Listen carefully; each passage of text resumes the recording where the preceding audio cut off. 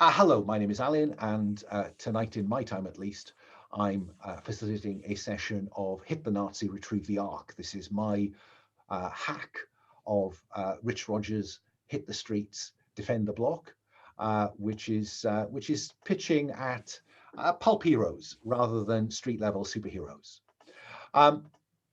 This game has been organised as part of the approximately seasonal 3-monthly Gauntlet Community Open Gaming Weekends. If you don't know about the Gauntlet, then please search Gauntlet-RPG online and you will find us there. The Gauntlet is an online RPG community which also has a Patreon and publishes a monthly magazine and supports a handful of podcasts, as well as now having a publishing arm, which is publishing the Trophy and Hearts of Woollien games up to now. This game is, I am pitching this as part of what's called the Gauntlet Comics continuity. So this is set in a comic version of 1935. Prohibition in the US ended 2 years ago, but Hitler has consolidated his grip on Germany. And what the Reich has done is to send agents across the world to not only undermine democracy, but also to find ancient artifacts, powerful occult items, powers that they can harness in order to give the Nazi Party control over the fate of the world. This is a game about pulp heroes stopping those agents of the Reich in their tracks, usually with a meaty punch. As I say, it's a light hack of Hit the Streets, Defend the Block, but I guess that we'll see how different it is in play. So the aim of this game will be we will start in media res, but before that we'll do a little bit of world creation just to give us a feel for where we are. And in terms of tone, I guess I'm looking at a 13 or 15 plus audience. So this tone is very much in keeping with Indiana Jones. I guess that would be my trope of choice. It's in that circumstance, it's unlikely that genuinely gruesome adult content is going to come up. But just to make sure that we have a shared understanding of the nature of the play we're aiming for, we'll be careful to use some safety tools. I've not played with all these players before, so I will go through this. And because it's an open gaming weekend, and we are hoping that people who see these videos think about playing more online and maybe adopting parts of the Gauntlet's online play culture, which is tremendous. We'll be using the X card. The X card is there, and I'd say to the players, the best way to play the X card for me is to show it to me. I'm not very good at monitoring the chat. So if someone prefers to put it in the chat, that's fine. But if another player notices it and I don't appear to have, please help me out. The X card is there to say, hang on, I'm not comfortable with this bit of narrative, with this bit of content. I won't ask why somebody's played the X card. I may ask them how far back they want me to rewind so I can play forward and avoid the material that caused them some discomfort. And can I say, don't be afraid if the first time something comes up, you think, oh, I'm all right with that. And then it comes up again, you think, actually, I'm not. Don't be worried, play the X card that second time around. You can play it at any time. Doesn't matter if we've had that kind of content in the game before, you can always play it. I've had somebody play the X card in a game where I simply used a name for an NPC that they had fond associations with, and this NPC was doing some pretty unpleasant things. So, it's there to be used. We're playing with an open door. What this means is that life goes on around us. If something goes on in the real world, you have to go and deal with it. Goodness me, do go and deal with it. Don't feel chained to the table. And also the open door is there because if this turns out not to be the game you thought it was, and it's not a game you want to carry on playing, that's fine. We're not in the business of tying people to the virtual games table. If it's not for you, fine, that's okay. You can walk away. The door is open. If you do have to go away and deal with something in the real world, we hope you come back, but we'll play on in the hope that you do come back. We're also using lines and veils. And I will highlight to the players that there is a lines and veils tab, which currently has my starting lines and veils. So I want a line on sexual assault and violence, cannibalism as a positive, torture by the PCs, torture by NPCs, domestic violence, the death and endangerment of children, betrayal between PCs. Pulp heroes don't betray one another. They sometimes punch one another, but they never betray one another. And genuinely violent conflict between PCs. Nothing above the level of joshing, I think. Animal abuse is one of my lines, as is suicide, peril to pregnant women and infants, and gore. Well, you know, we will not have a large amount of gore flashing about. I have a couple of veils. One of them is consensual sex or you know, making out. Because I'm old and British, I veil that always. We have a couple already in here for Ask First, romance with PCs, romance with NPCs. There is a rule in the game that allows you to refresh your spark if you fraternize with an NPC. That fraternization need not be romantically inclined. And I also notice a veil on police interrogation. If there's anything that's not on that list, please write one in. I'll check it out before we start play proper. And you know, make a selection, players, because what we want to avoid is the X card if we can by giving one another a sense of the stuff that we wouldn't be confident with, comfortable with ahead of the game. We're also playing with the Gauntlet Code of Conduct, which I'd summarize as be respectful to anyone else around the table. For me, that means, among other things, you know, not talking over other people, not inserting your character into a scene that someone else has set up unless invited, not interrupting others or offering advice unless it's requested. We like to give people thinking time. Help share the spotlight but not hogging it. And when a scene has run its course or is becoming repetitive, accept my interventions to just check where we're going so I can keep the narrative moving. You know, that's my interpretation. But we're playing with the Gauntlet. The Gauntlet's great. We never have trouble on the Gauntlet. Okay, so that's the setup. Let me now ask the players to say hello and tell us something about their character. Let me go right to left. Let me start. Dan, say hello, tell us about your pronouns, and tell us about Nelson Morse. Hello, my name is Dan. I go by he, him pronouns. I today will be playing the hustler, Nelson Morse. Nelson got his start on the streets of Brooklyn, hustling little gambling games and cheating people. He got picked up by the NYPD as a kid and was taken under the wing of a police detective. And now he kind of does some PI work around New York City. Great. New Gauntlet City. Forgive me, New Gauntlet City. Moving along. Stephen, say hello, tell us your pronouns, and tell us about Irene Gunn. Oh, you are muted. I was double muted. Thank you. Hi, my name's Stephen. I use the he, him pronouns. Today I'm playing Irene Gunn, who uses she, her. Irene grew up working on automobiles with her father and, kind of learning how things work, these newfangled automobiles, of course. And whenever she grew up, she started tinkering around and went into academic research associated with this and, is overcoming some of the struggles that occurs with being a woman in the physical academic arts. Yeah. Spot on. Thank you. Like that. Moving along. Mike, say hello, tell us your pronouns, and tell us about Lucy Walker. All right. Hi, I'm Mike. I'm using the he, him pronouns. And I'll be playing Lucy Walker, the air ace friend. And she's a she, her. I've based this character on the real life Bessie Coleman, who was the first African-American woman and the first Native American woman to hold a pilot license. And I've basically just shamelessly copied her biography. My character grew up a sharecropper in the United States and then moved to France to attend Flight Academy. And she now tours the world as a stunt flyer. And that's her deal. Brilliant, like that. And finally, Abs, say hello, tell us your pronouns, and tell us about Bruce Bradman. Hi, I'm Abs. I'm he, him pronouns. I'm playing Bruce Bradman, who's an intrepid Aussie larrikin jackaroo, which is kind of like a cowboy, who's set out to explore the big wide world.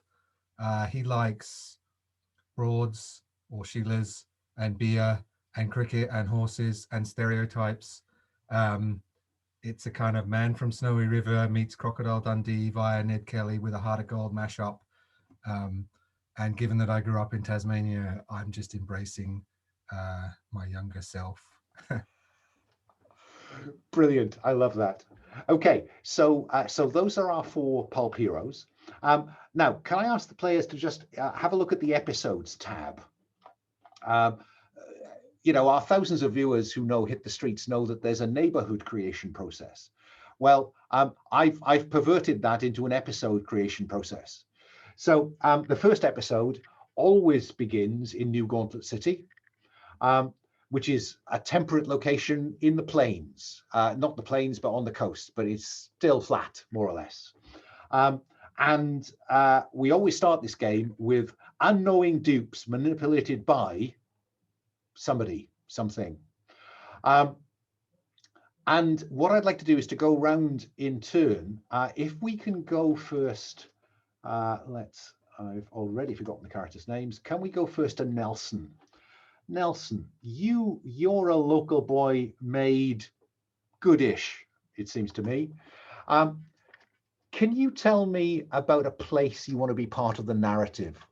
Because we're going to spend some time in New Gauntlet City, and then I'm hoping we're going to move to a second location. So do you want to tell us about a place you want to be part of the narrative? Your preference is in New Gauntlet City for it to start. That's where we're going to start, yeah. Okay. I think there is a newish skyscraper in Art Deco style going up.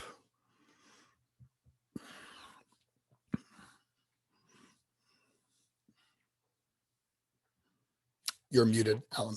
So I am. So I put newish skyscraper Art Deco building site. Does that seem fair? Yeah, I like Okay. that. Okay. Let me keep going across the character keeper to Irene Gunn. Tell us about someone you want to be part of the narrative. Someone, some rather than somewhere.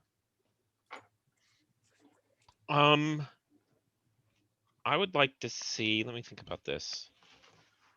I would like to see a spy that is infiltrating the some of the good guys, some of the, cops or something like that. An infiltration spy. Okay, a spy infiltrating Sneaking through the shadows.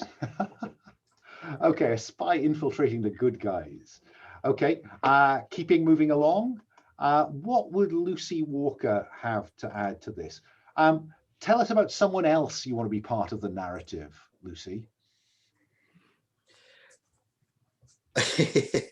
I think we let's involve. How about a how would we feel if we, just for funsies, if we involved a world famous boxing kangaroo? I'm prepared to go with that. They pack a mean punch. Be careful. Mm-hmm, I was going to say, I mean, let's hope that's not our enemy. That explains why our explorer's in town. And finally, let me come round to our larrikin, Bruce Bradman. Right at the top, you'll see what do you need to achieve in this episode? So would you like to, there's a drop-down box with 6 possibilities. Which of those do you want to be going on in the scenes we're going to have in New Gauntlet City? Okay, just having a look at the options.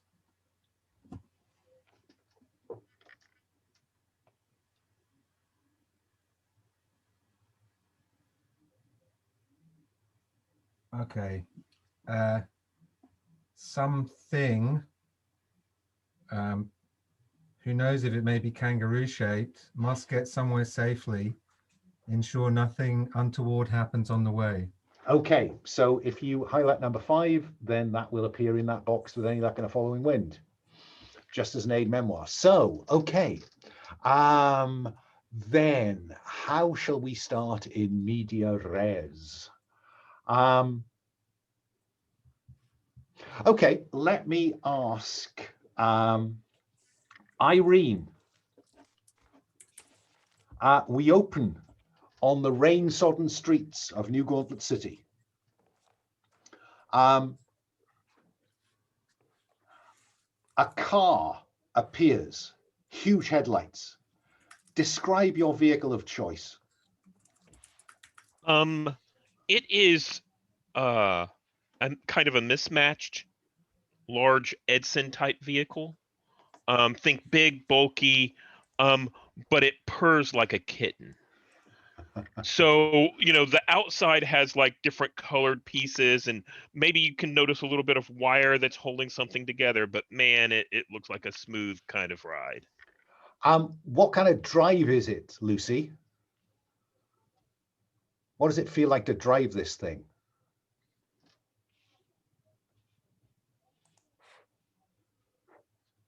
Mike? Oh, I'm sorry. Yeah, that was me. Sorry. The vehicle you mean? Yeah.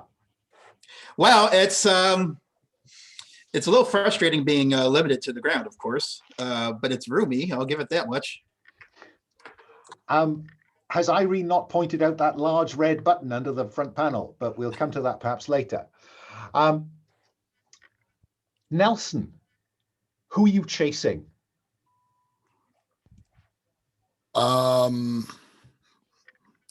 I feel like we are chasing some folks who kidnapped the kangaroo. Too soon? No. Let's go with it. Just the right time.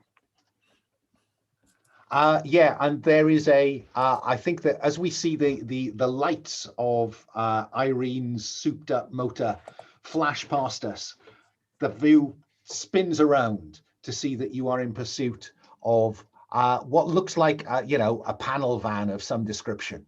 Yeah. Yep. But it is of course traveling much faster than any panel van should be able to travel. Bruce, that's all well and good, but who's chasing you? I'm not sure. I mean, I'm kind of got to the city and I'm gawking around, staring up high, and some people in big trench coats. I mean, I could tell they were tailing me. Hats, almost the same size as my own, but pulled down really low.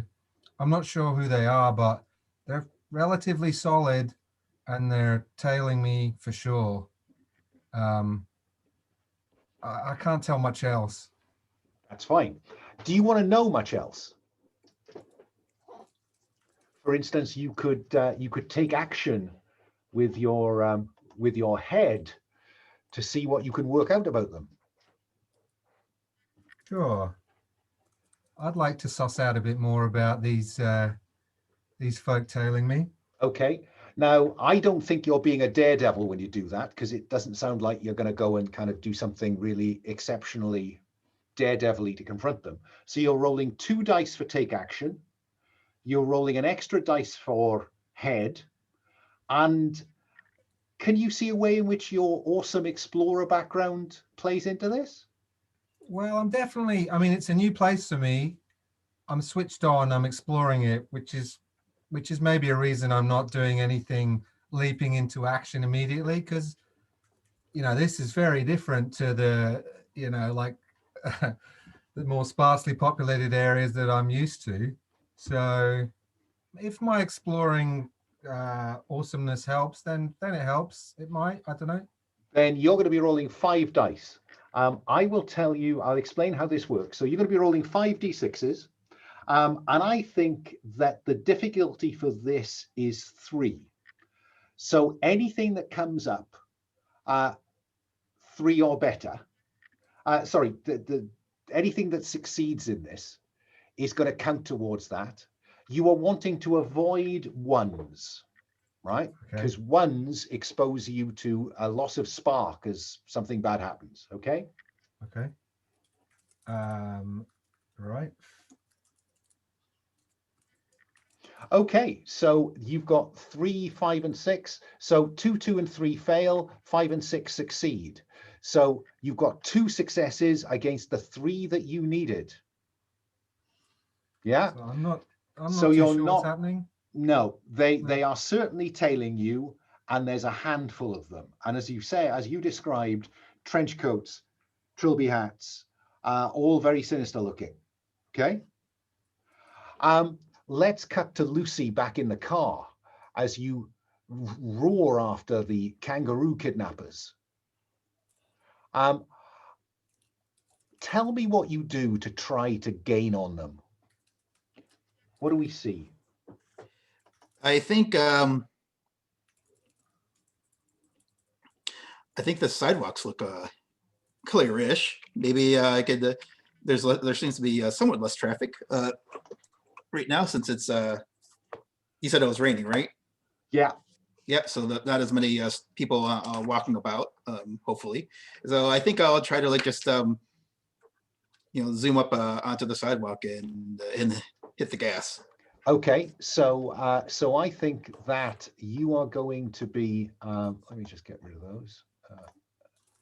Hang on, try and get rid of the existing ones. You are going to be rolling. Well, you tell me. You're going to be rolling. How does heart play into this? How does your friend archetype play into this? If at all. Well, I'm gonna guess that I've been helping Professor Gunn out with some of the helping realign the aerodynamics of the vehicle. So maybe the fact that I've been assisting with that could be helping out in some way. It's early in the game. I'll give you the benefit of the doubt on that. So that's Okay. 1 dice. You get 2 for taking action, so you're at 3 dice. This is a tools roll, so that's another 3. So you're already at 6. Mm-hmm. And your air ace gives you a 2 bonus, so you're rolling 8 dice. And what I'm looking for again, I think, is probably only 3 successes to gain on them a little bit here. Okay, let's see what happens. And successes are 4 and higher. Is that correct? They are. Okay, looks like I have 4 successes. You do indeed. And so you are gaining on them. You'll need to gain on them again, I think, to get up close to them.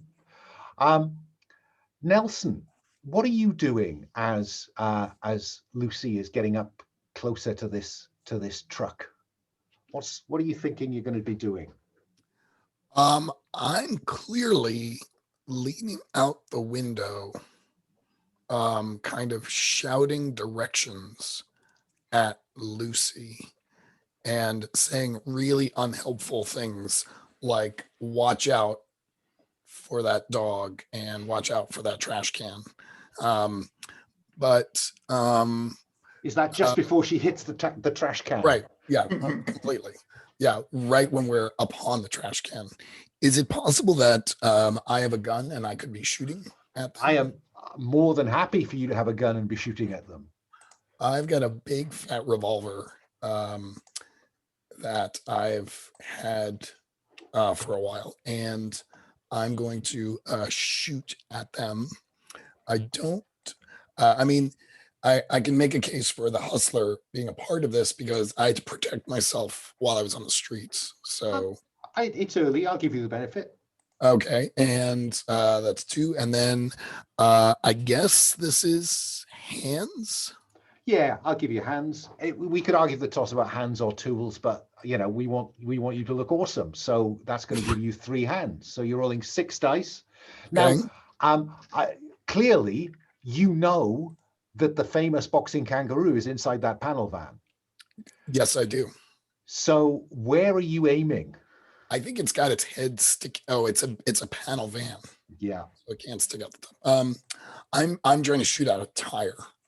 Okay, so I think that will make this marginally more difficult. So I think I'm looking for 4 successes. 4 on 6 dice. On 6 dice. Now, you folks, you can add dice by spending spark. Yeah. which I will totally do. Okay. Do you want to add one in there? Um, Because you're yeah, currently sure. on 2 successes, I think. I'm looking for 4. All right, so I haven't rolled yet. Oh, so wait, help me understand. When I spend spark, I'm adding successes or I'm adding dice? You're adding dice. Okay, so if I spend 1 spark, I get an extra. I'm up to Dice. 7 dice. Yeah. All right, so I will spend the spark down to 6, and I will roll 7 dice. Holy moly! Wow. It's 4 5s there. And so you succeed. You hit a tire, but the 1 means that you suffer a oof, and the oof costs you spark. So what is it that makes this particularly hair raising and just gives you pause for thought, Nelson? I feel like the first idea that pops into my head is that the van was about to hit like a stray cat or something like that, and they missed it. We do have a line on that, but it made me nervous that was Fine. gonna happen. Fine. That costs you Does that sound 1. all right? Yeah, that does. That costs you 1 spark. So got a clearly, trash cans, innocent bystander pets, Not a problem. just all over the place. Stray cat. Indeed. What does Bruce do when he sees a panel van barreling down the street and taking to the sidewalk to try and avoid its pursuers? The first thing he does is works out, is it actually barreling down the sidewalk that I'm on, or is this? It is. Because that'll mean something different too if it was on, say, the other side of the road. Is it pretty close? Have I It's getting closer all the time. Those headlights getting really big. And of course, you're not the only innocent bystander standing about. There are the goons a little further away from you. But there's also a woman carrying her dog. Oh. No, I love dogs. Is what Bruce says and what Ab says. Is the, not that I want anyone to be hurt, I'm not that kind of guy, but are the goons going to be first hit, or No, they're behind you. Dog? So there's woman and dog, you and them. And it's heading towards you and the woman with the dog. I'm going to have to try and get myself and the woman and the dog out the road if I can. How? I'm gonna. She seems to be just. She's a rabbit in the headlights. Yeah. I think I'm just going to do a pretty classical sprint, rugby tackle, and hopefully get the hound and the human and myself in one go, just rolling off the sidewalk and kind of onto the road. Okay. I'm not going to try and do anything super fancy. I mean, that is quite fancy, but I'm not going to, there's more than enough for me. I think that counts as Daredevilish. So you get 1 for that, 2 for action. So you've got the 3 base. This is about your feet, I think. Yep. This is about agility and your ability to get there quickly and effectively. So you're up to 6 dice. Yep. I think that I am going to be looking, because it's quite difficult. I think we're looking for 4 successes. Oof. How much spark do you want to invest? Well, I better spend. I mean, I don't want anyone to get hit by an out of control panel van. Least of all me. I might spend a couple of spark plus. Okay. Was it plus 6? Like 6 plus 6 so plus those extra. Yeah. So you're rolling 8 dice, looking for 4 successes. Okay, I'm gonna roll now. Give me a sec. Okay. Oh. Wow. So 1, 2, 3 successes.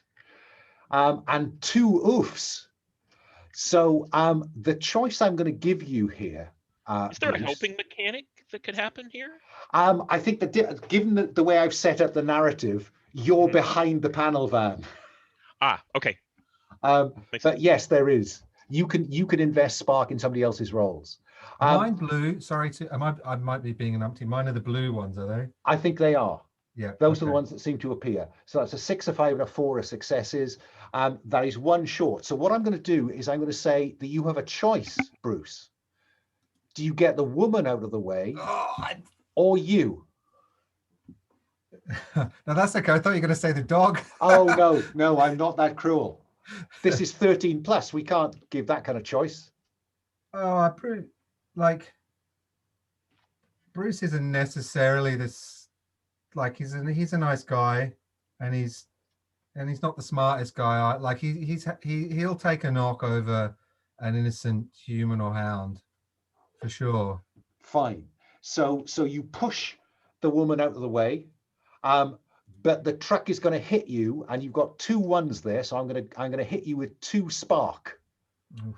leaving you clinging to the front of the truck. Yeah.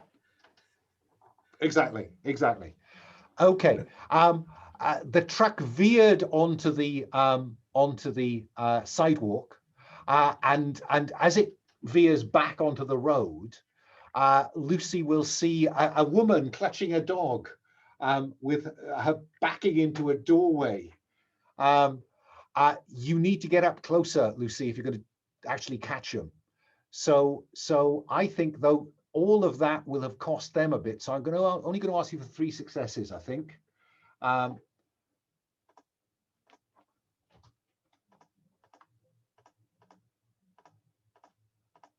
inclined to get rid of the dice we've got, because I think we're going to get increasingly confused. It certainly confused me. Yeah. I tell you what we could have a convention whereby if you roll them, you then delete them. Yeah.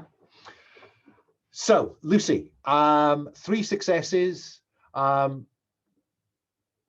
You tell me how many dice you're rolling. Oh, you are muted. Mike, you're muted. I gotta stop. Okay, so if I'm conducting basically the same maneuvers last time, I'll just go ahead and roll another 8. Works for me. Yeah, I will not choose to invest spark at this time, so let's see what happens. Okay, go for it. Ooh, maybe. Oh no, I just made it. 3 successes. So you are up close to them now, but this is a bit hairy because that woman with the dog almost stepped out in front of you. So that will cost you 1 oof in the form of spark. But you are now up close. So Irene, you are now close to this truck.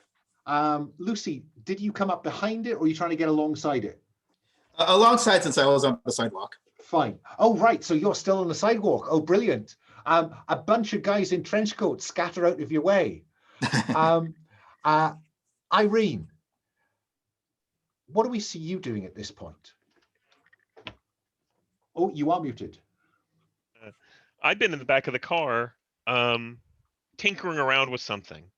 And I think whenever we pull up alongside, that's whenever I got to open the door, right, and swing out, but I have this clamp to grab a hold of the box that contains the kangaroo to pull it back in.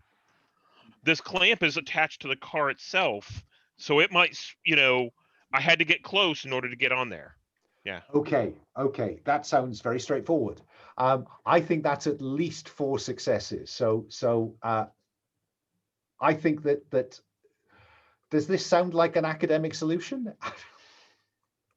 I'm not sure it's academic. It's more inventor. I think it is. I think I'm going to give you the professor, and I'm going to give you the inventor.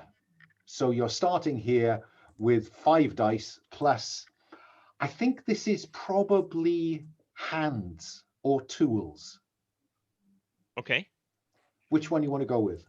Probably tools. Okay. That's better for me. So that's 8 dice, and I need 4 successes. You do. And I'm gonna, because I roll poorly, I'm gonna invest a couple of spark.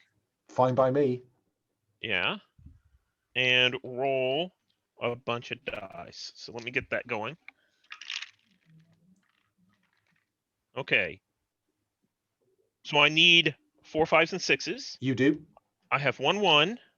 1, 2, 3, 4, 5, 6 successes.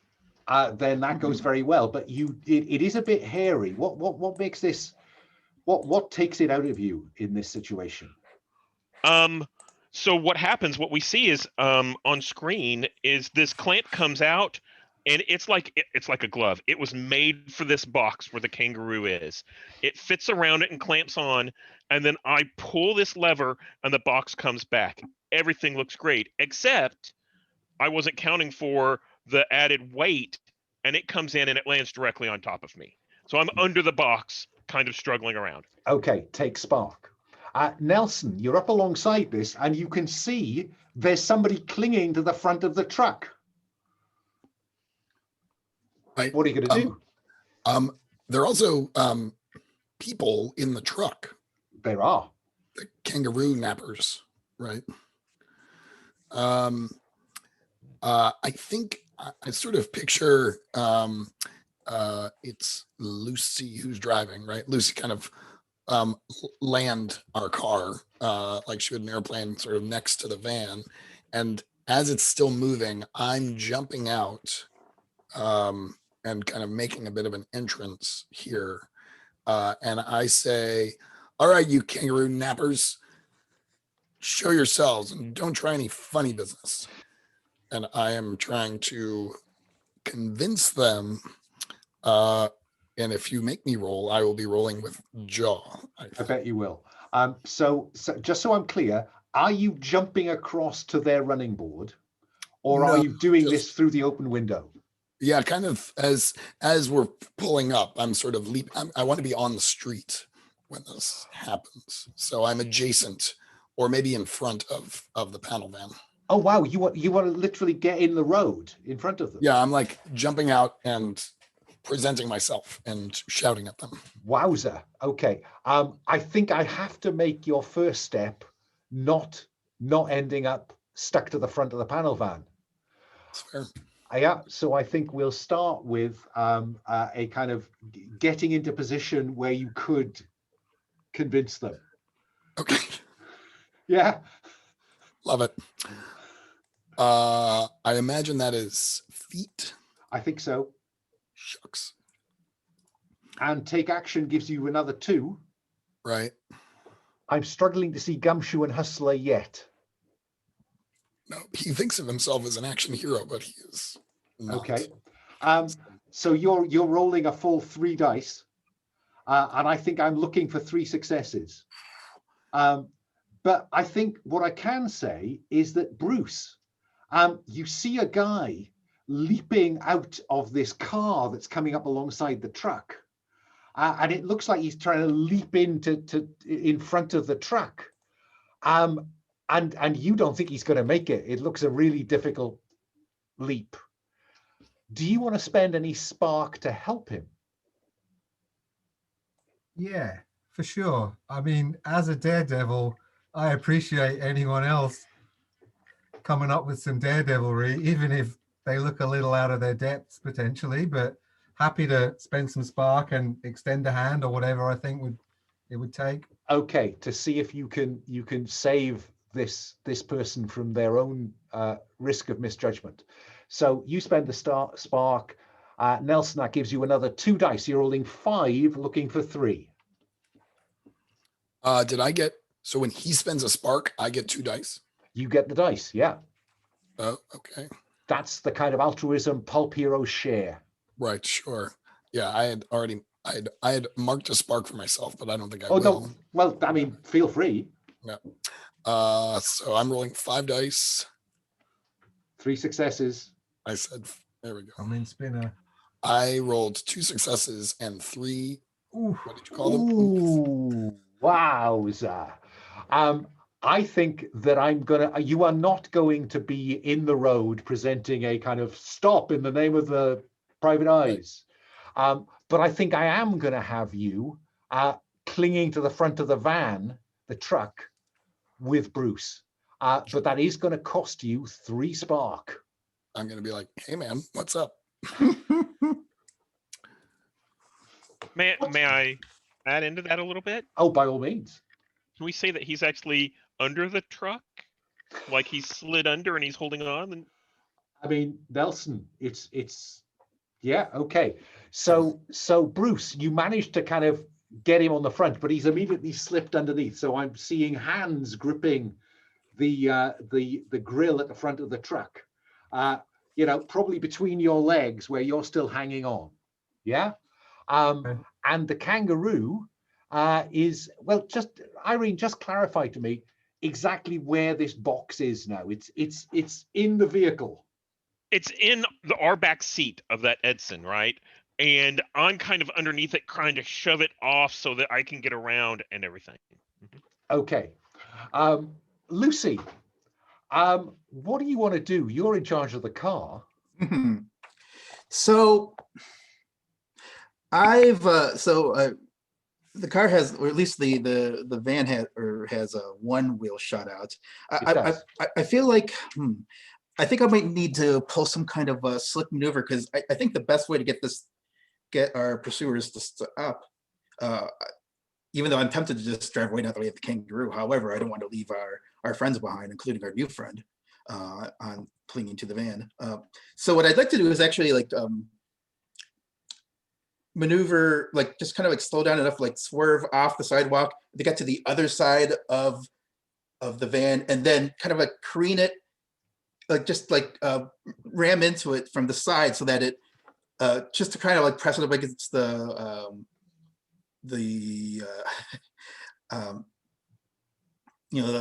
buildings on the sidewalk, just to try to get it to slow down a bit by grinding it against Okay, no, I get that. which is risky, and it's dangerous and risky for our friends, but I'm willing to invest the spark to do what I can. Well, I mean, minimize it. the good thing is they're on the front of the vehicle, and you're hoping to damage the side of the vehicle. Let's hope it goes that That's well. right. And of course, anyone can offer up spark to help. I think that I'm looking for 3 successes. Okay. Yeah, I think Nelson is not going to offer any spark at this point. So this will be, would this be another 8-die roll for using the same calculation? I think it is. I think as long as you are driving something, we're going to be in that kind of country. Because now you are actively trying to help Nelson, at least. Mm-hmm. And I think I'll go, since this is, I'm going to go ahead and invest 1 spark, because if I don't get this right, this could be quite precarious for all involved. One of the 10 you have in hand. Yeah. Yes. Yeah. Plus I've got to spare. So so that'll be 9 dice. 9 dice, looking for 3 successes. Fingers crossed. Okay. Looks like I've got 4. And no oofs. And So no oofs. there's no downside to this. It is slowing down. And I think I will have it screech to a halt beside an area of what looks like kind of vaguely derelict open ground. And the 2 guys inside will leap out and run off across this building site. Nelson, there's some relief because the truck has finally stopped, screeched to a halt, and we see you kind of let go. Bruce, you can hear the distinctive sound of a kangaroo trying to beat its way out of a containing box. But these 2 guys are heading away into the distance. They will get away unless someone wants to give chase. What are you thinking, Bruce? I'm conflicted here, because I'm hearing sounds from my homeland that I've not heard for months, maybe years. Does it sound like it's in distress, or that it just wants to get out? No, it sounds like it's just trying to get out. It can't be in distress. We have a line. Oh yes. It sounds like it wants to get out. It does. And you can see a woman in the back of this car struggling with this box, trying to maneuver something around this box. I'm wondering if the kangaroo would be annoyed enough at its previous captors that if it was set free, it might use its hopping speed to trounce those bounders. I don't know. What do you want to do? I'm going to think that, using my Antipodean explorer knowledge, that it might well it wouldn't be interested in that. But in this pulp universe, it might well be interested in exacting some kind of retribution. And so I'm gonna, with all haste, scramble just over the roof, because I was already kind of like that, and just get to the box as quickly as possible and try and open it with a flourish, hopefully pointing towards the ne'er-do-wells who are running away. I think that probably with the clamp and the dragging across and landing in the back of the car and the kangaroo punching the side of it, I think that probably there is one edge of it is already levered open. So and I think the objective here is to get the kangaroo to pursue the ne'er-do-wells. Yeah. Okay. Yeah. I think the way you've described it sounds appropriately Daredevil. So you're already on 3 dice. I think this is probably, it's either strength or agility. So it's either hands or feet. I'll take feet. Okay, so we're up to 6 dice. I think that your inherent understanding of the kangaroo psyche does apply here. So I think we're at 8 dice, but I am looking for 4 successes. Okay. I'd like to help. I think that as Bruce comes bounding over, I'm like, oh, thank you so much. I need to get this heavy box off of me. And I'm kind of trying to lift it up a little bit. And then he goes to open it. So I'm kind of putting it in place for him to open it unknowingly. How much spark do you want to contribute, Irene? I'll contribute 1. Okay. So I think is that 9 dice? I lost track. I think so, yeah. You're looking for, I think I said 4 successes. I think kangaroo psychology isn't easy. Yeah, okay. Okay, 9 dice, here we go. There's the 4. There's a catch, but there is a catch. I mean, what do you want that catch to look like? I mean,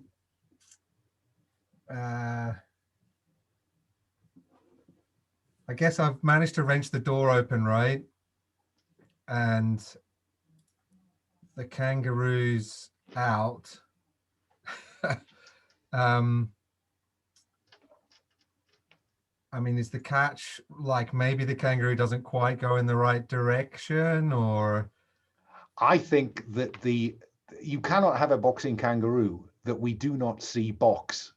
And so I think the kangaroo jumps out, turns around, looks at you, wallops you one, and then cocks its head and pursues the runaways. So take 1 spark in harm.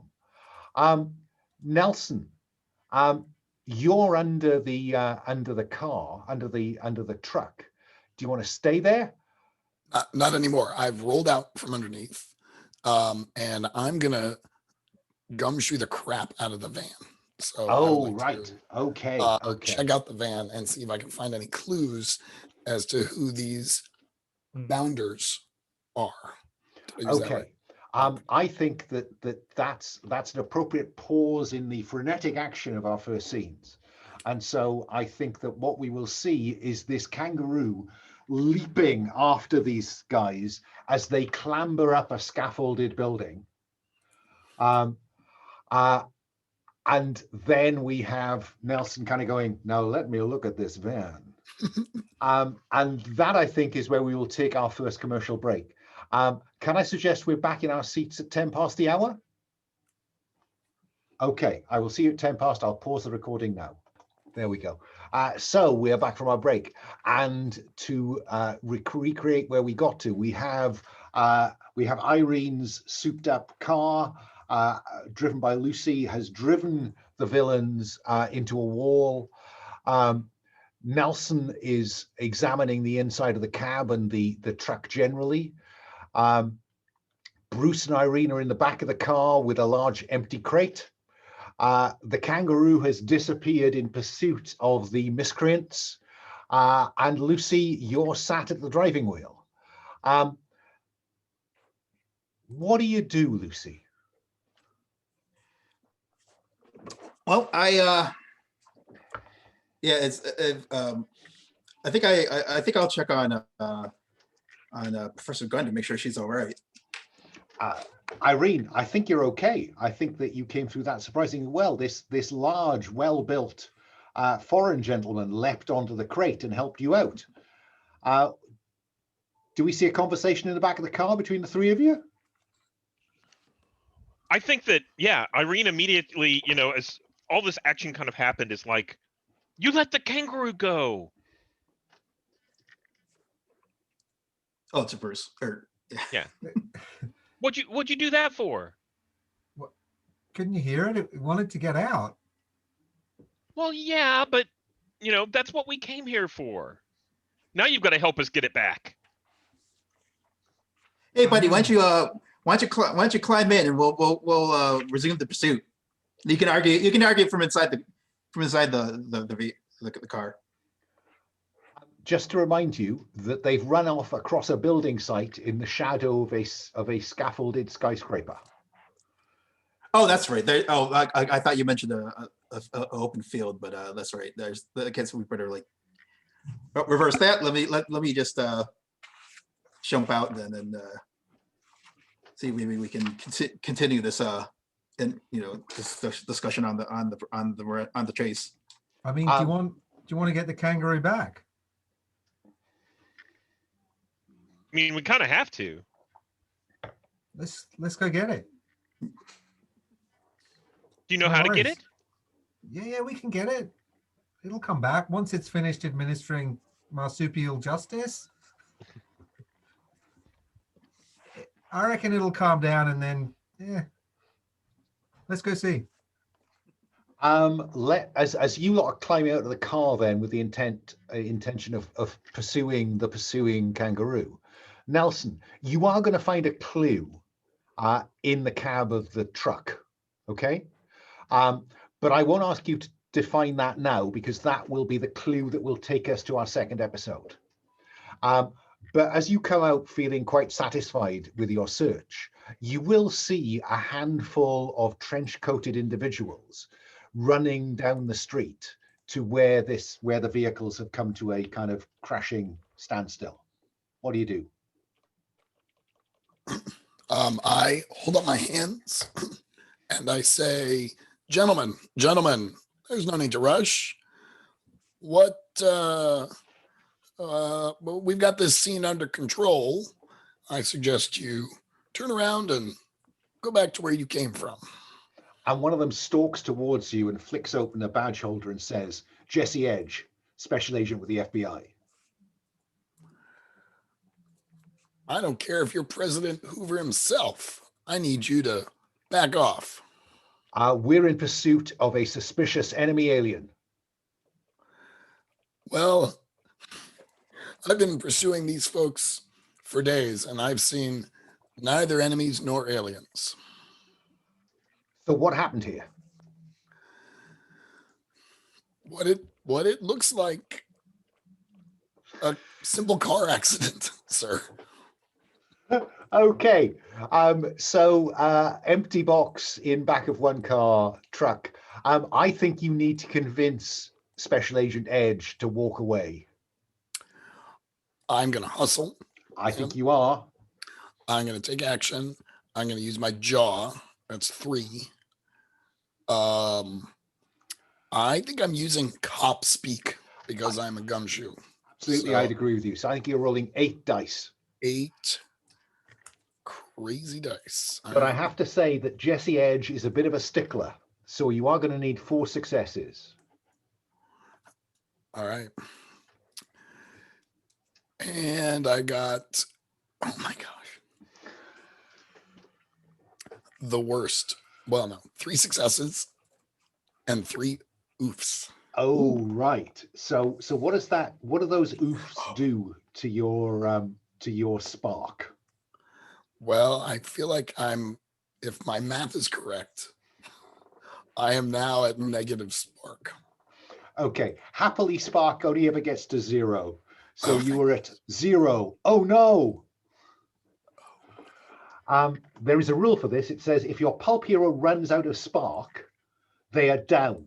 they cannot do anything awesome until Spark is refreshed, right? And this would be a good point to look at the rules tab and look at the ways in which you can refresh Spark.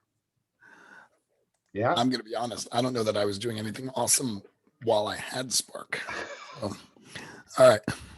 Oh, So there are some options there. I'm going to leave Nelson contemplating how to get some Spark back while I cut to 3 other intrepid heroes running across this building site towards this scaffolding, where I think you will see the driver and his accomplice clambering up the scaffolding and an angry kangaroo jumping up trying to reach them.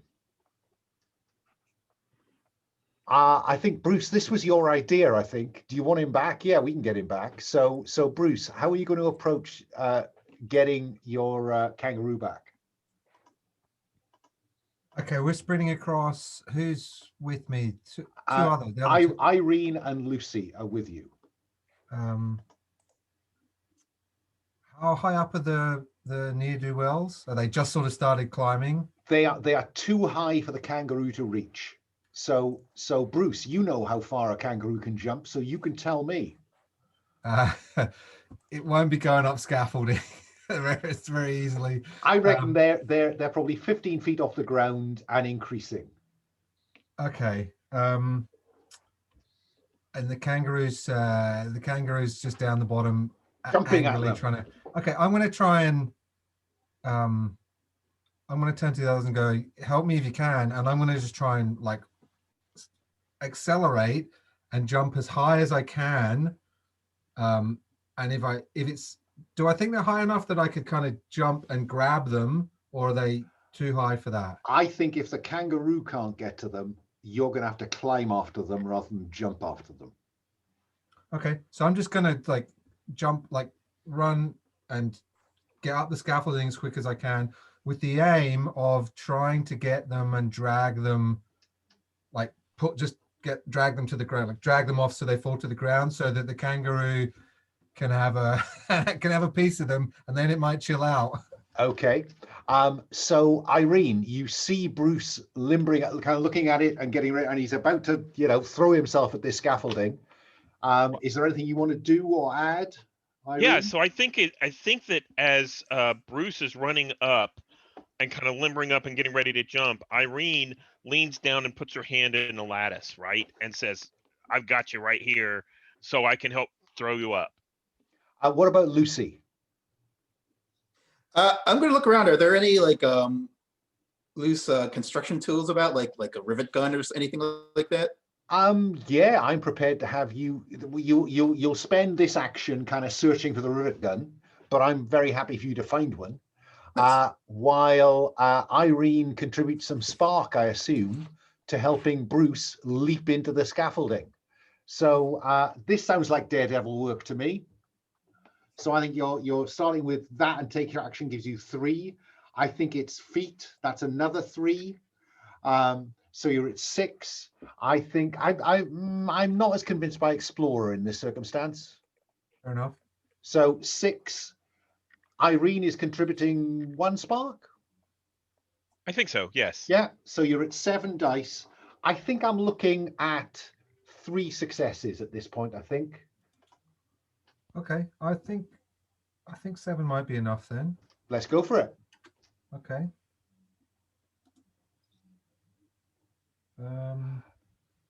Yeah, I got 3 successes then, and 1 fly in the ointment. And the fly in the ointment, I think, is that you do, but you rather, with the help, you rather overreach, and you end up kind of crashing your abdomen into the edge of this scaffolding for 1 spark. So that will cost you a spark in inverted commas harm. And Lucy will have found a rivet gun by the time we come around again. But let me cut back to the car and Nelson and Special Agent Edge. What are you thinking, Nelson? I think I want to pitch the idea of going to that pub over there and fraternizing with with Agent Edge. Special Agent Edge. And I'm if very he is- happy for that. If he is not amenable to that, then I will just be plain old nice to him.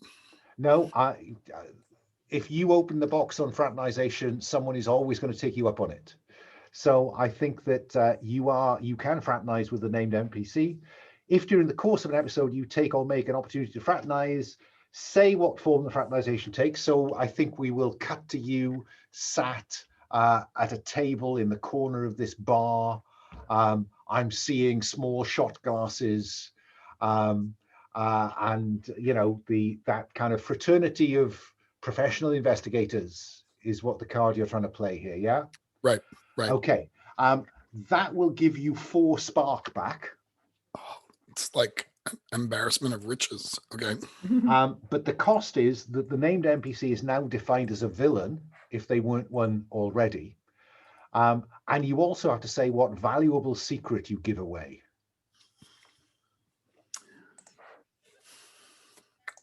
I mean, the only one I can think of is maybe why we were so interested in the raccoon. Wrong game. In the kangaroo. But I don't know. Does anyone else have any ideas of secrets I could give away? I mean, I'll be honest with you. I think you're going to give away the clue you found in the cab. Oh, sure. I forgot about that thing. Yeah. Yeah. So Special Agent Jesse Edge is now a villain, inverted commas, and knows about the clue. Yeah, perfect.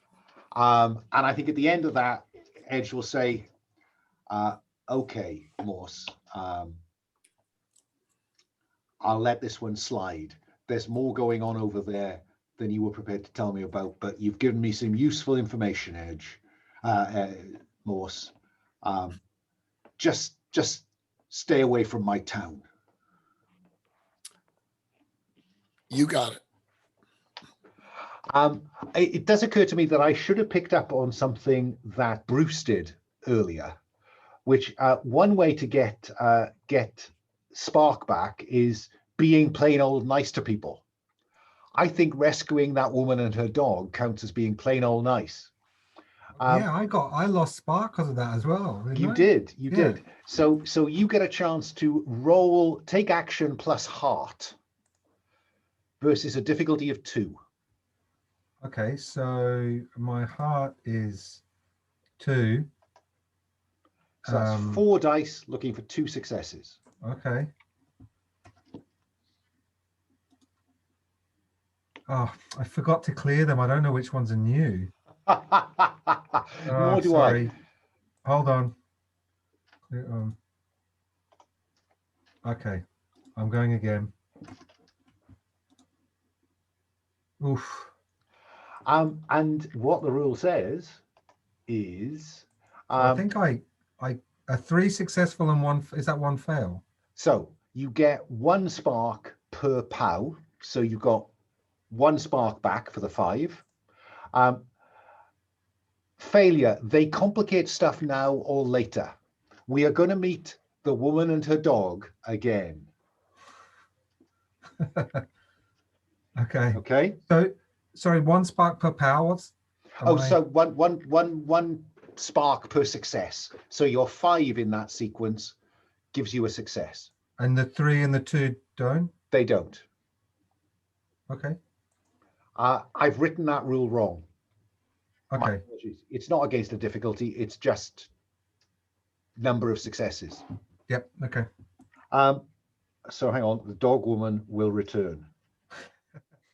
Okay. So Lucy, you have a rivet gun. Lucy the Riveter. You're right. Oh yeah. So what she'd like to do from the ground, she'd like to actually see if, and this might be a really tricky shot, but I'd like to see if I could fire some rivets to kind of maybe like pin our kidnappers to a girder, maybe like pin them by the sleeve or something like that. Wow. At least slow them.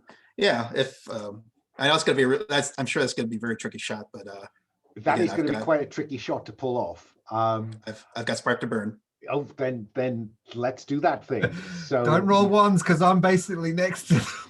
Right. So I think I would give you friend Oh, okay. if you were trying to help Bruce. But I think that's you're absolutely. trying to interfere with them. I think the help to him is indirect. So I'm not going to give you friend this time. Oh, okay. I got you. I'm going to That give makes you take action. And I think this is probably hands. Okay. So what does that give us? That's only 3 dice, unfortunately. 3 dice.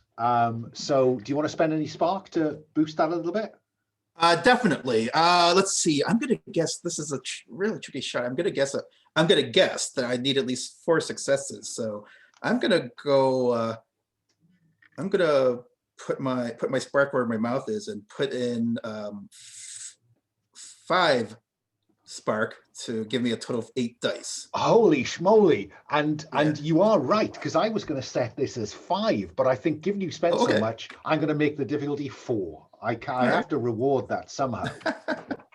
The simple gall of investing 5 spark. Yeah, I'm not even a trained shooter by any means, but I had to do something. Let's see what happens.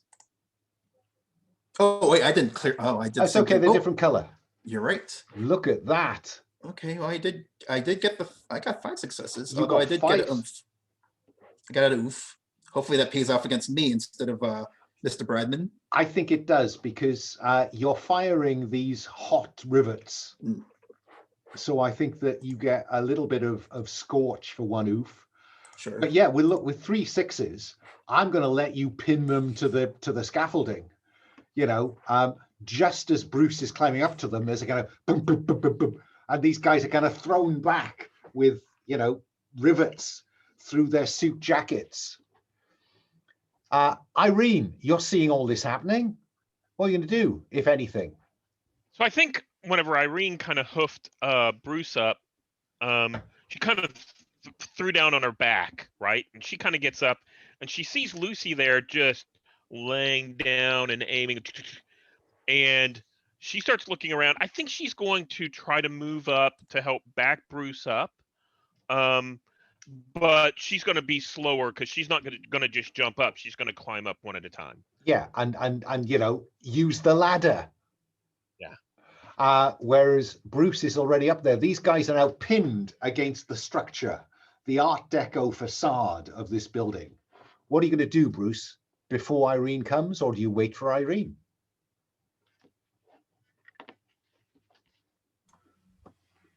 So I think I'm gonna. So the kangaroo's down the bottom, pissed off. It must be said, I think the kangaroo is kind of calming down, because Okay. the immediate urge for marsupial revenge has drifted off, and it's probably found something to eat or a Okay. cigar. Okay, good boy, Gus. Chill out.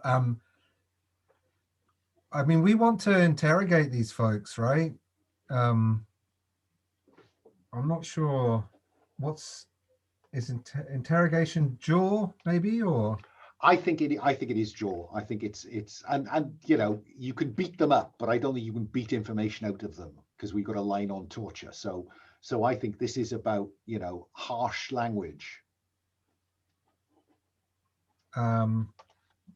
okay, so I'm just gonna, I mean, they're pinned there. I'm just gonna, what are you doing with Gus? Why have you got to ruin your panel van? 2 for take action and 3 for jaw. So I think you're rolling 5.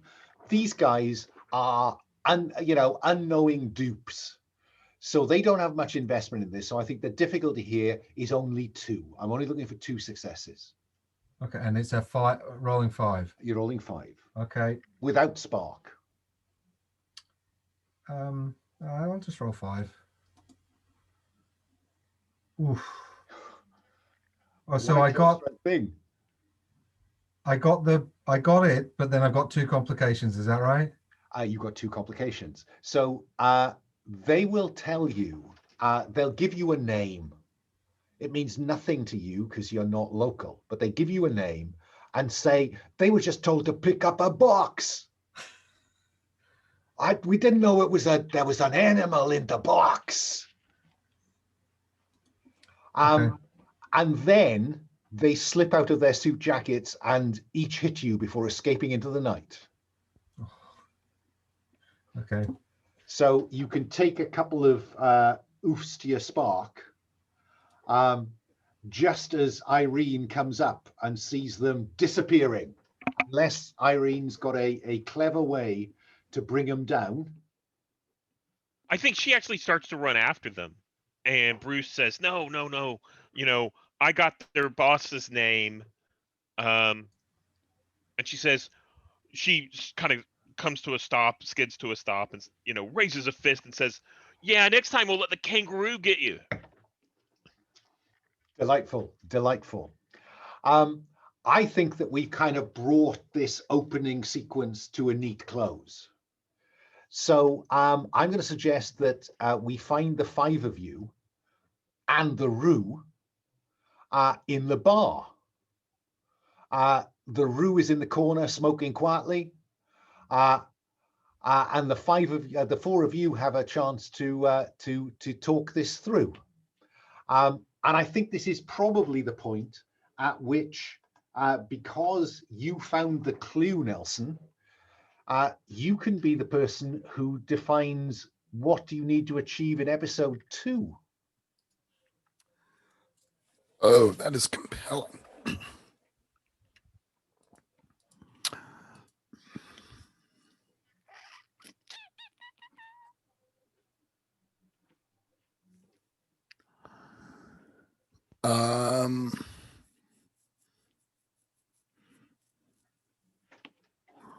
I'm gonna say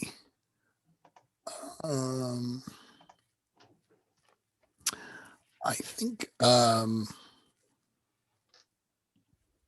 something is in danger and we need to save it. Okay, make that selection.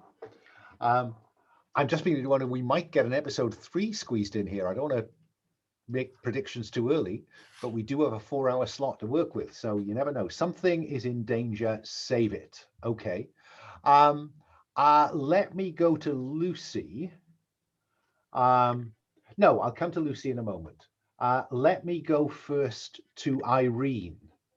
The clue that Nelson found may well have been shipping instructions for where the Roo was to be sent. So the world is your oyster, Irene, in terms of where's the principal location of episode 2 going to be. And, for reasons of pure escapism, I'd prefer if it wasn't New Gauntlet City. Let's say a secret facility. Oh, it's got to be a secret facility, hasn't it? Okay, so it's a secret facility. I think let me go to Lucy next to tell me what the local climate is like, because I'm wondering whether Lucy wants to have a climate that's very different from this one so we can see her plane in action.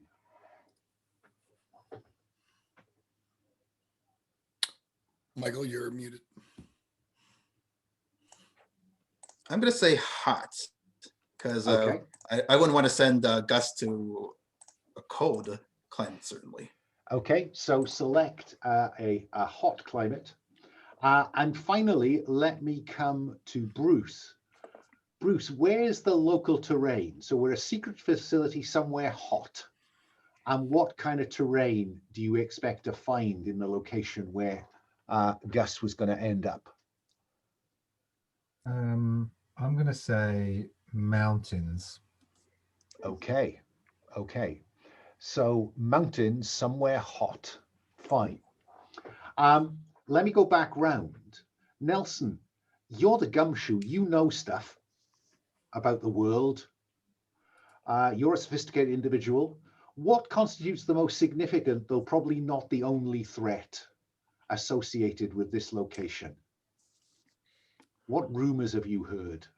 I've definitely heard that at the secret facility in the mountains of a very hot climate, there are pseudoscientists working for the Nazi occult. That works for me. I'm beginning to think probably the Atlas Mountains of North Africa is where I'm pitching this, just so we can have one of those red dotted lines that travels across a world map. Let me come back round and say to Irene, tell us about a place you want to be part of the narrative in North Africa. I think there needs to be like an abandoned temple at the base of these mountains. It would be a missed opportunity if there were not. So write the words you want in that space. And let me go to Bruce. Tell us about someone you want to be part of the narrative. You've kind of, I've just realized I've misspelled narrative. You have traveled the world by your own admission, Bruce. Who do you know in that part of North Africa? Who do I know? Because I was going to say, Gus's mate is there. Oh, Like as in, not as in Aussie mate, but not friend, as in romantic, like his other half. Well, look, I mean, I think we can get away with that. What I'm wanting to do is to give you a local contact you could interact I know. with, I think. But we can certainly say that on the shipping note is a little aside that says something like package 2 of 2, 1 of 2 already sent. And if should I propose a contact as well?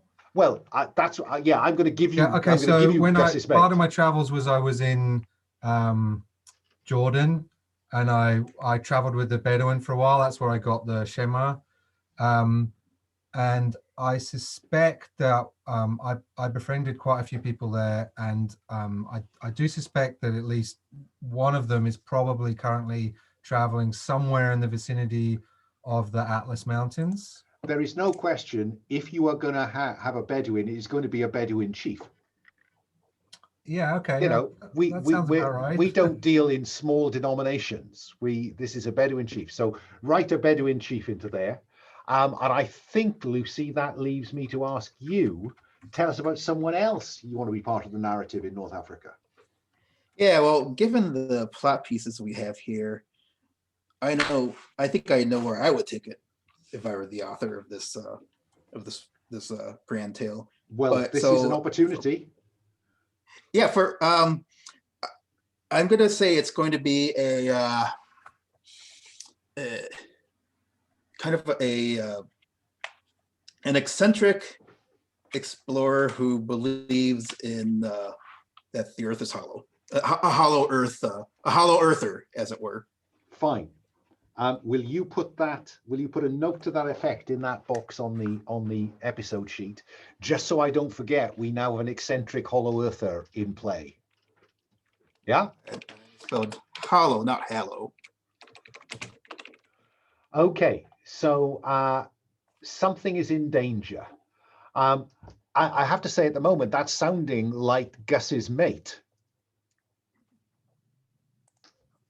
Yeah. So you are going to a secret facility near an abandoned temple in the foothills of the Atlas Mountains in North Africa, where Nelson has heard rumors that the Nazis are doing strange things.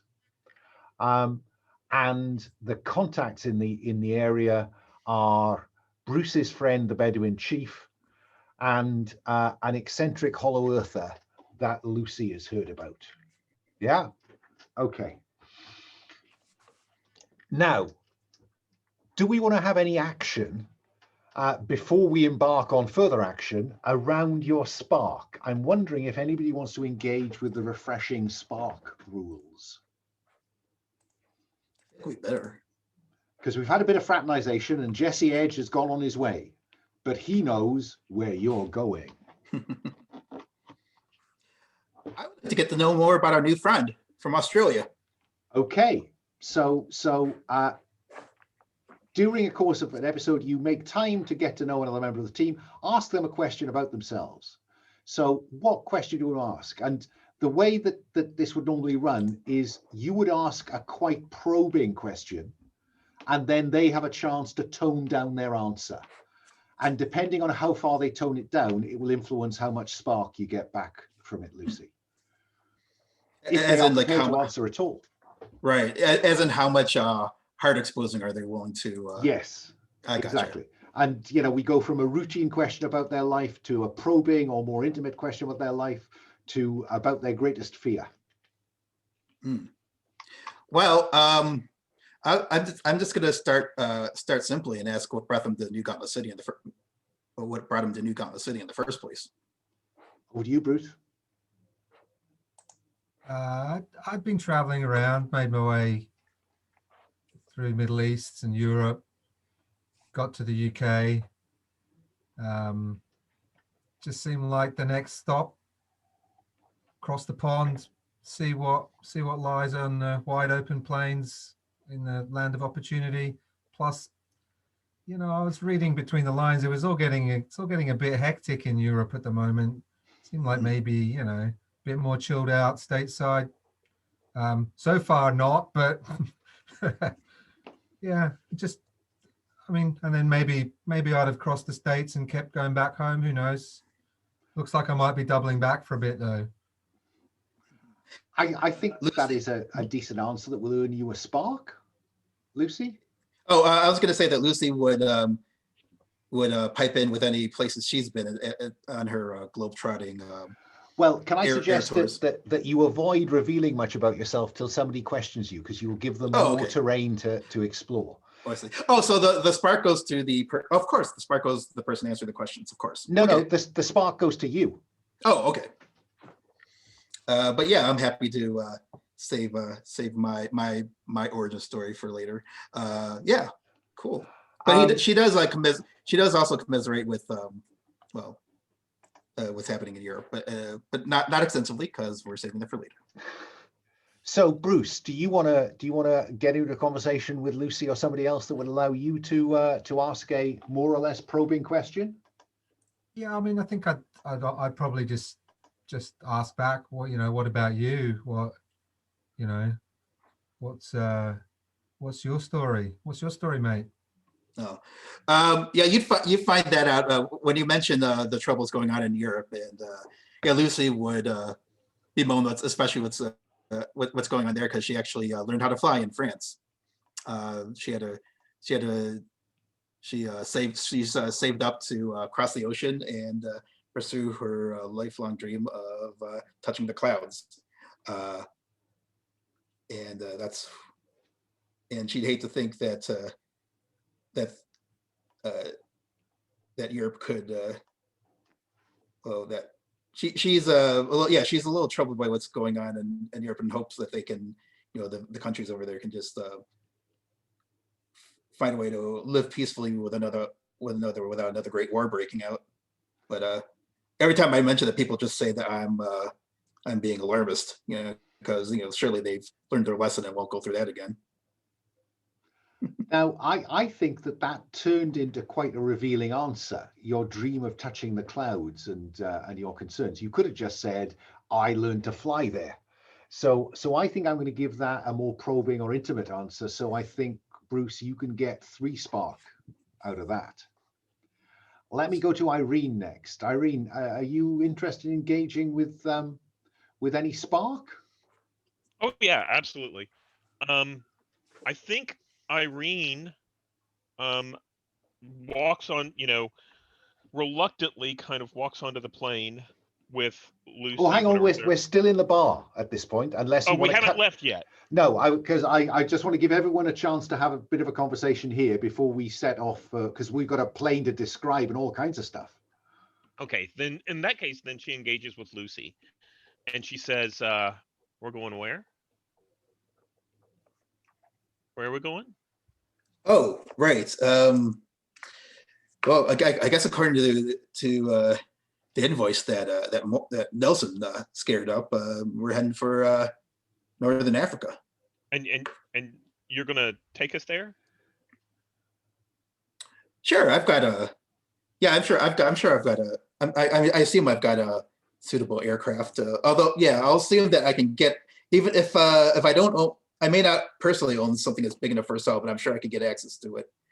So I think that Irene walks up to the bar and puts some, fishes out some cash and puts it on the table and takes the bottle and comes back and takes a swig out of the bottle, and then I think she'll probably turn to Bruce because he seems like the kind of guy who needs a drink, and they'll take turns swigging out of the bottle.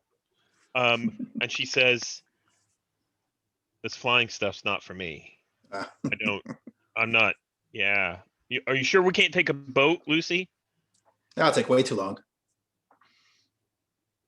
Yeah, but it's better to get there slowly than to die, right? Swig. No one's dying. Not while I'm at the helm or behind the stick. And then I kind of nudge Bruce and I'm like, she says this every time.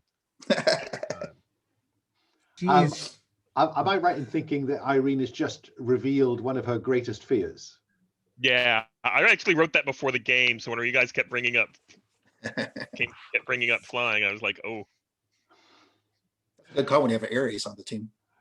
Well, I think you've legitimately handed Lucy 4 spark for revealing your greatest fear. Nice. Does anyone want to ask Irene a question in return?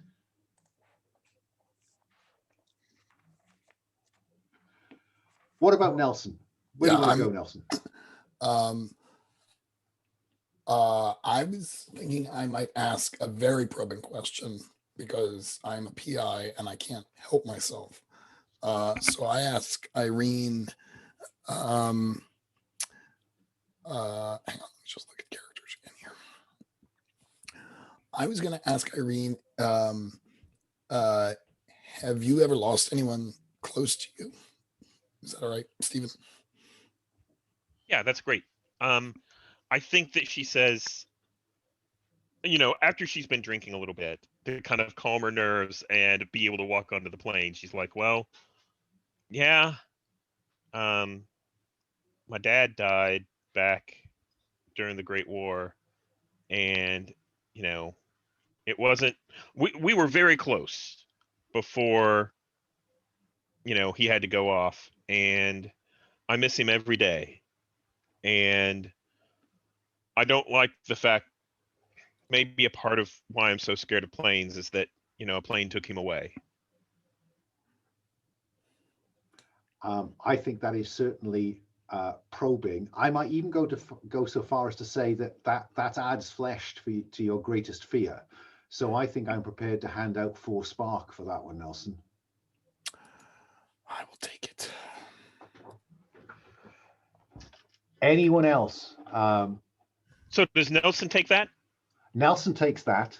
Okay. If you were prepared to answer honestly, so if they are prepared to answer honestly, you gain spark as follows. So the questioner gains.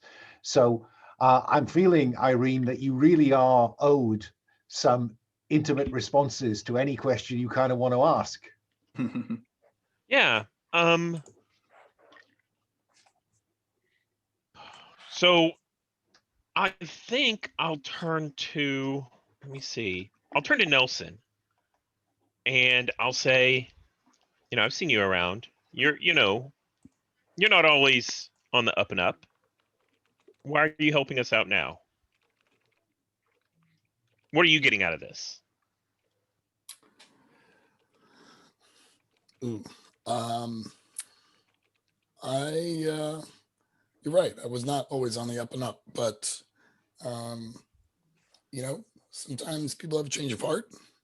Sometimes people feel like they need to make up for previous mistakes. Sometimes people realize what their calling in life is, and spend a lot of time trying to cheat the big man, and now I'm trying to help the little guy. I think that is certainly an intimate response, so it's certainly worth 3 spark.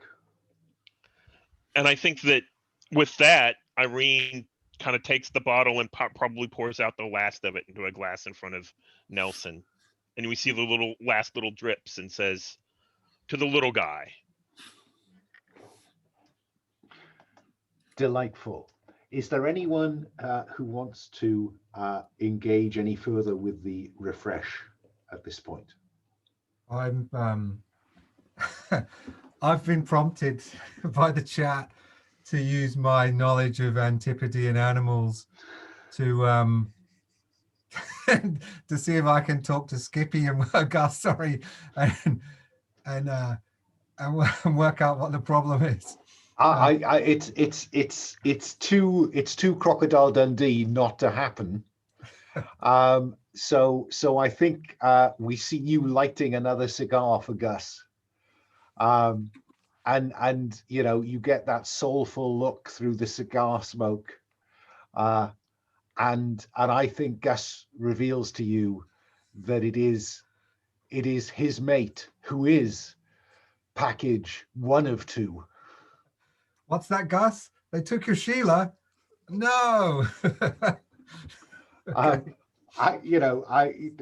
What is Gauntlet Community Open Gaming about if it is not giving someone 3 spark for interrogating a kangaroo? So get 3 spark, Bruce. Okay. Then I think we will cut to the plane. We'll cut to the plane where we will now. Is this Lucy's plane, or is this a plane that Irene has tinkered with? I think it's a plane that Irene's tinkered with, unless she's tinkered with my plane to make it accommodate more people, which will make it a really tight fit. But I in my mind's eye, I have as big a plane as you like. You have lots of planes, Lucy.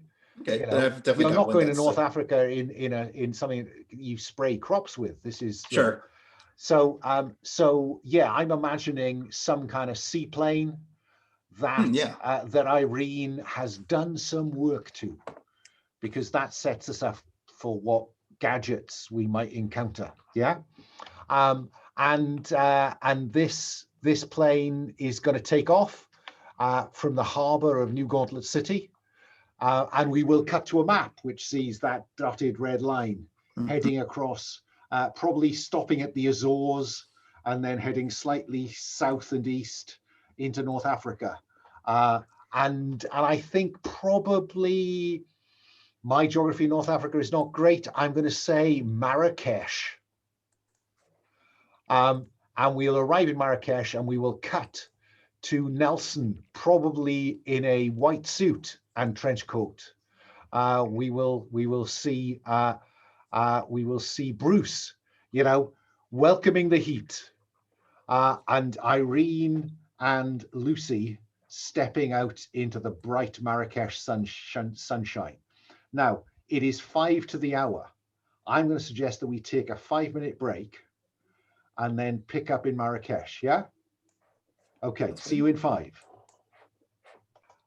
So we're back and we rejoin our story in Marrakesh. Bright, blinding sunlight, buildings painted white, reflecting this actinic sun, and crowded, locals, visitors, Europeans hiding from the law, or perhaps traders. I'm not certain who the imperial power is, probably France. So I'm seeing French policemen. So that is the scene that we open on. The boat is the airplane is landed in the harbor. I think because I can only play a kangaroo so long. I think that we see Bruce saying to Gus, "Okay, mate, watch the plane," as you take a boat to the harbor. And here we are at Marrakesh. It is the nearest location to that temple that is in the vicinity. We're still talking, 100 miles or so to the mountains where the temple is and the supposed secret base might be. So what's the plan? Nelson, you're the investigator. How are you going to find out where you're heading next?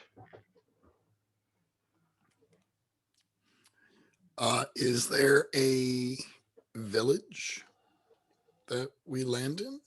You land in the teeming city of Marrakesh. Oh, we're in the city. I see. Because that's where the shipping crate was going to go. So you're surmising a secret base and a temple. If you can find the temple, you can find the base. I feel like we should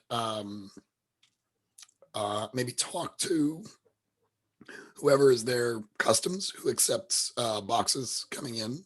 Tell them that we are delivering the crate.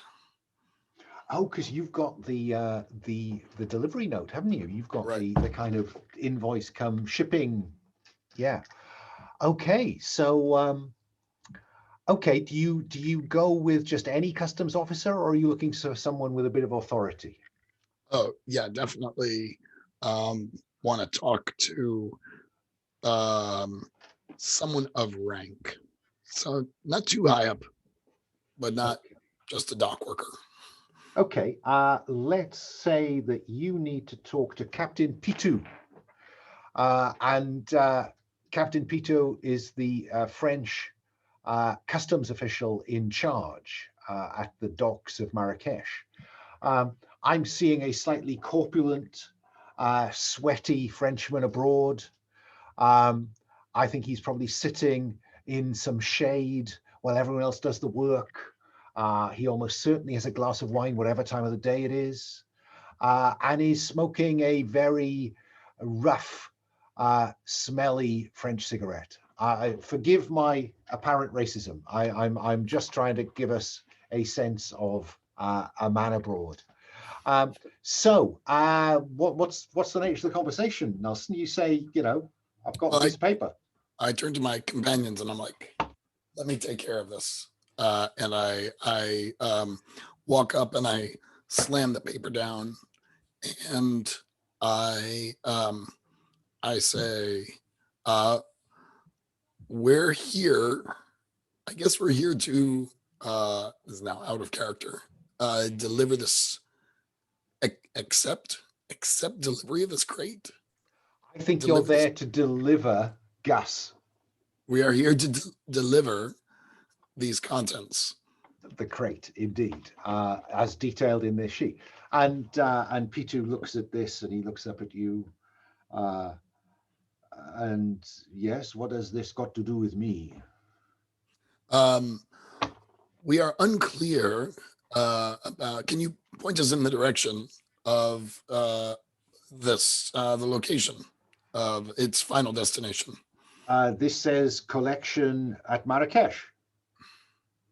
There's, but right here it says there's a final destination. Is it not you who's responsible for getting these packages to their final destination? No, I will approve its entry into the country, and then whoever has the matching documentation will collect it. Well, this was a bust.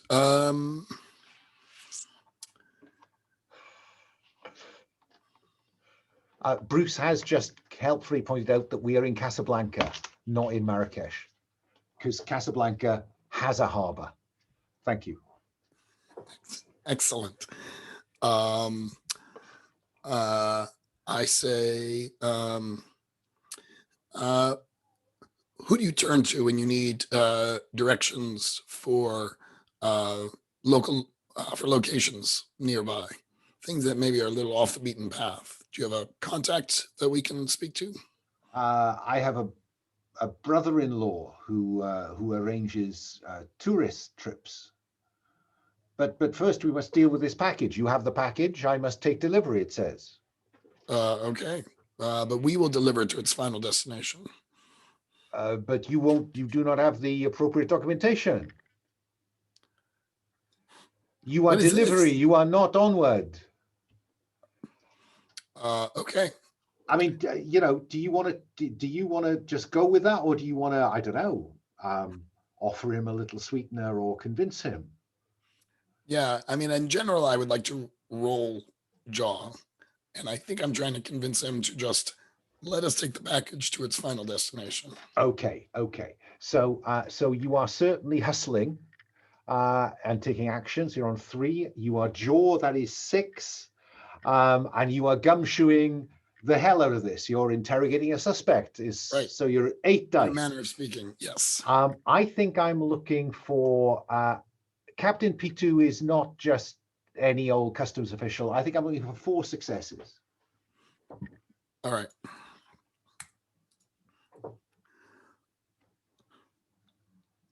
Give me a sec. Oh, 2 successes. ouch. That's a lot of 3s. That's a lot of 3s and not enough high numbers. I think that P2 is immovable on this. I think to the point where you think that he's actually expecting this package, and maybe he even knows who might pick it up, and that ain't you. Okay. So he wants to take the crate. Now, I'm assuming that in the back of the plane, there is a kangaroo and a crate. Right. The kangaroo is not currently in the crate. Nor do we intend to put the kangaroo in the crate. So there is a problem here about, you know, you've now told him you've got a package. He's expecting you to deliver it. When can you bring me the package then? When will this crate arrive? In just a moment. I want to confer with my colleagues about a plan. Let's have you a huddle. I tried every trick in the book, friends, and even my charm and my wit could not convince him to reveal the location. Obviously, we cannot put Gus back in the crate. For one, that wouldn't help us find the final location. Does anyone have any ideas? He just wants a crate. He doesn't want a kangaroo. I mean, because we could give him a crate We could with most one of us in it, and then the rest of them tail the crate. Yeah, we could Trojan horse it. Bruce, you and I are of one mind. Yes. Is it now that I reveal my fear of crates? That was a joke. That was a joke. I don't have a fear of crates. Although I could if it suited the story, but I didn't. I haven't written that down. Spaces. Well, what are we thinking? I don't think I've suggested that if I was scared of crates, but if someone else is and the story turns to that simply rules one thing out as a possible fear. So don't worry about that. So yeah, I mean that you know, everyone thinks that's a blinding idea by the look of it. Irene, any options that you want to put on the table as an alternative? No, I mean, if Bruce thinks that he goes in the crate, I think that's fine. We can put him in the crate and then we can track him. Hey, I never said I'd go in the crate. I mean, I'm the tracker, aren't I? I mean, I can. Can you folks track? Well, that's a fair point. I think what we'll do is we'll drill a hole in the side of the crate that looks like a knot hole, so you can see where you're going, and we'll give you. Do they have walkie-talkies in 1930? Only backpack, you know, vehicle-sized ones. So we could probably do something like that and just put that in the crate with Bruce. But I think this is going to be up to Lucy's skill of being able to follow the people taking the crate. Do you think you can keep on them, Lucy? Yeah, absolutely. It keeps me out of the crate. Absolutely. So just so I'm clear, Nelson is going to be able to tell Captain P2 that a crate will be delivered shortly. In that crate will be a kangaroo called Bruce. Bruce seems very reluctant to get in this crate. Mate, I don't mind going in the crate. I'm just, can you guys pick up the slack and track it? I mean, tracking's one of my things is all I'm saying, but if you want me to go in the crate. You seem to be the most familiar with kangaroo zoology. I think you'll make the most convincing performance. And yes, we will not disappoint you. We won't let you out of our sight. Just as I skim across the character keeper, hustler in crate, no. Professor in crate, unlikely. Friend in crate, Daredevil. Oh, that's a...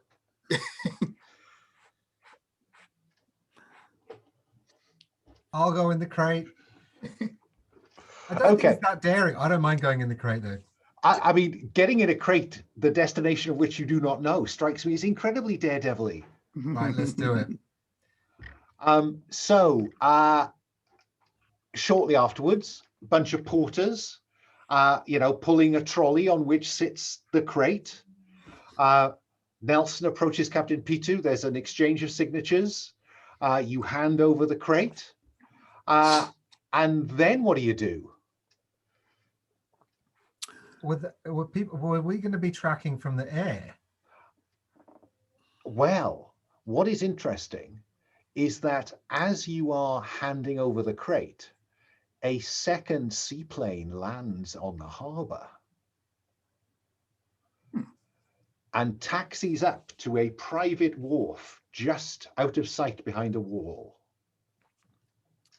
And it is behind that wall that the trolley with the crate is taken. What do we do? Bruce, let me come to you first. You're in this crate. They've drilled the knot hole. I mean, there'll be some air, spaces. And Captain Peter was signed for it. He hands it. You can see him talking to a pair of tall, thin men in almost identical white suits with white hats.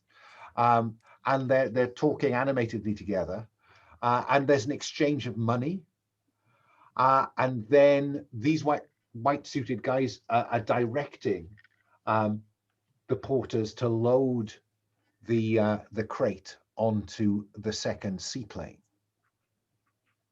Is there anything you want to do, Bruce? Can we have like off camera? Would we have can we have taken a few? Can we have made a few mods? Like we drilled the knot hole, right? Can we have made it so that the crate's like openable from the inside? Oh, I'm very happy for that to be the case. Yeah.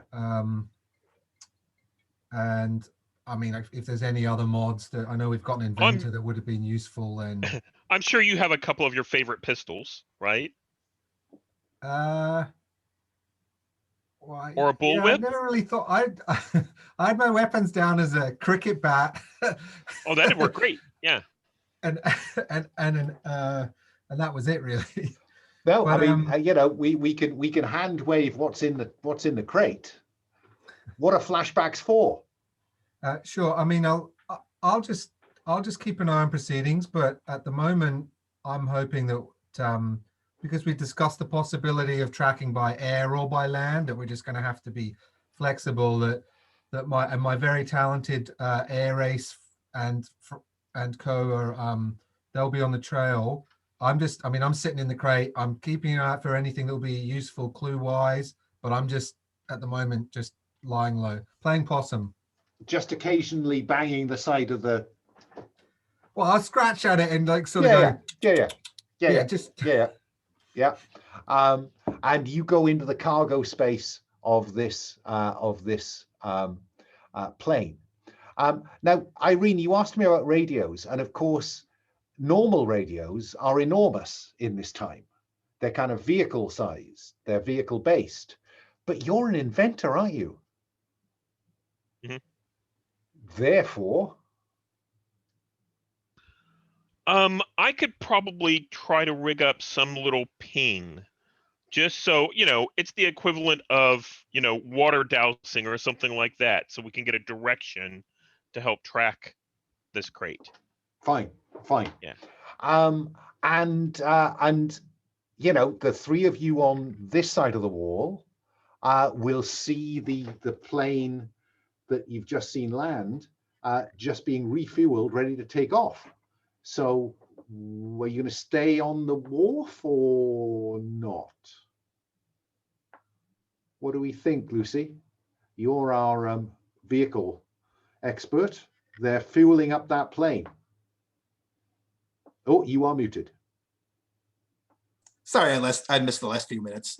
So the situation is, I know Bruce is all boarded up, and you said the second seaplane is fueling up, or is it our? The second seaplane is fueling up. How are the skies? Cloudy? Well, you said it was bright beating sunlight, so I assume there's not a cloud in the sky. Sure. Absolutely clear. Well, that'll be unfortunate for trailing purposes, but yeah, I guess.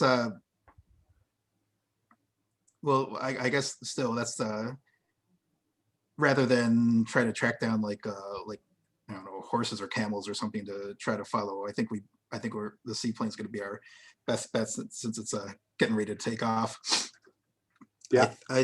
Yeah. So I think I'll just have to. I think it'll just be a matter of trying to follow from far enough behind that we won't be noticed, and parking and landing at a decent distance so that we won't be noticed as well. And I don't know, maybe I suppose Professor Gunn. We didn't happen to have the foresight to maybe within the crate, Oh, we did. Great. It's just a little locator. It's not. We're not fancy enough to be able to do two-way communication. But Sure. we've got a little. Yeah. Oh, if that's the case, then it's probably not a little bug. It's probably like a big thing that was kind Sure. of wired together. And your radio here on the plane might not work great for a little while. It might be a little bit lower distance. Sure. Or maybe there's not a probably. backup. Yeah, I'm sure we've worked together long enough where I'm just used to components just disappearing. I just add that to the budget for the operation. In that case, would it behove us to maybe we should acquire some kind of land transportation, just follow if we don't need to keep up with them to know where they are. Maybe it would behoove us to Well, this isn't going to work. This isn't going to work for a really long distance. We're going to have to use, we're going to have to be relatively close and clear. I don't know that we'll be able to keep up with them if we're on camels or horses or something. Right, back to the seaplane it is then. I'm not getting back on that seaplane though. I think someone's going to have to manhandle. I think there's this little kerfuffle. Well, Irene's like, I'm not getting back on that plane. Well, we can't leave Bruce. We can't leave Bruce in the lurch like this. If we can't all, we got to stay close. You said it yourself. I think there's a little ruckus, and then someone drags Irene onto the plane, and she's like, "Oh." Nelson has a calming word, perhaps. Yeah. You made it across the Atlantic. Come on. Or even better, a trick. It's like, we need your help refueling, and we'll go after him. You can stay here, and then the plane starts up before I. Oh yeah. So what I'm seeing then is their seaplane takes off and you see it head approximately south. Irene, you're at your kind of, there's this kind of lots of dials and a kind of a cathode ray tube, which is, got kind of, you've taped north, south, east, and west on it. And, you're tuning in. Nelson, just as they're kind of gearing up to take off, a woman approaches you on the quayside and says, "Excuse me, do you speak English?" Who's asking? My name's Doris. Doris Taylor. We're in a hurry, Ms. Taylor. What can I help you with? Well, I was hoping to travel south from here, and I see that you have air transport, and I wondered if I could perhaps pay for a seat.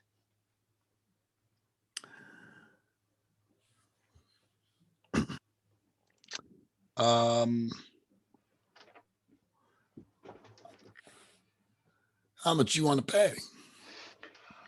Well, and she opens her purse and she has a lot of hard cash in there. Loose cash.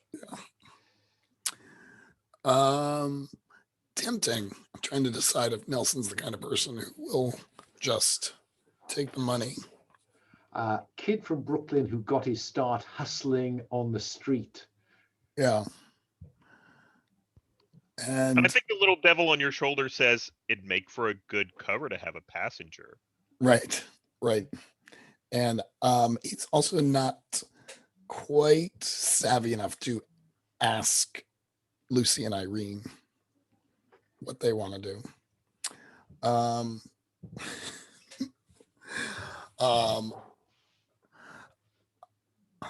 How far south are you going, Miss Taylor? Well, I'm hoping to meet up with my brother-in-law. A lot of brothers-in-law in this story. Well, we can take you as far as we're going. Anywhere south of here would be helpful. As long as there's some sort of civilization. I assume you'll have to find some sort of civilization because you're flying a plane. Sure, let's go with civilization. That's what we're looking for. Yes, of course. I mean, I have to warn you, the amenities on this flight are not especially good. I'm sure that Lucy and Irene are horrified if they ever find out that that's your view. But yes, that's fine. I'm used to traveling, and she doesn't look like a woman who's used to traveling rough, it must be said. But she says, "Oh, I'm quite used to traveling in difficult circumstances." Well, I think we will put that to the test. I sort of reach over and pluck $100 bill out of her purse. And I said, I think this should cover it. Are you sure that's enough? That's the first half. And then we will accept payment of the second half upon arrival. If that is okay with you. Oh, that's terribly civil of you. Thank you. And she gives you 2 of her bags while she picks up her dog. I'm like, follows you on board. The baggage service is extra. Oh, I'm terribly sorry. And she holds out her purse again.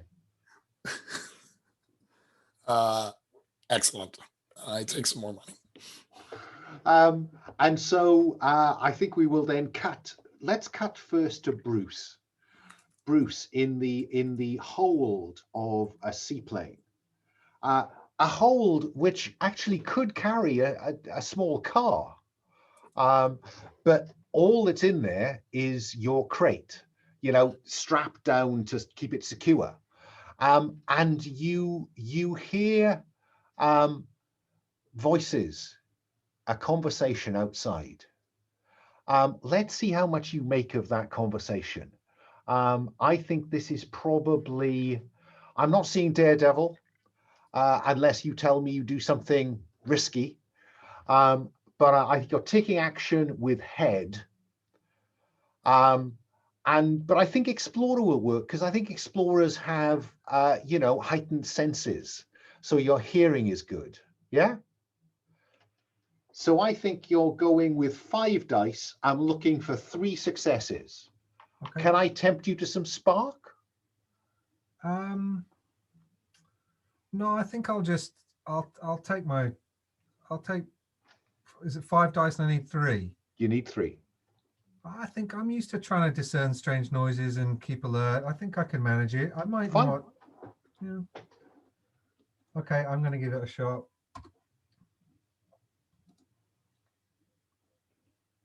Will you look at that? 3 successes. Yeah. And sadly 2 oofs.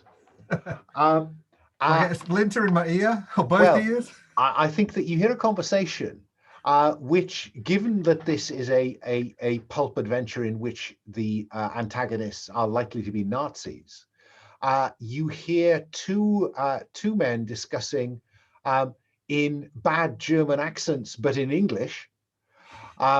You hear them talking about, we must be very careful that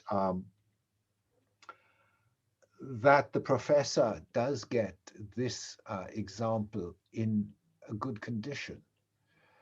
But I am concerned about the Englishman.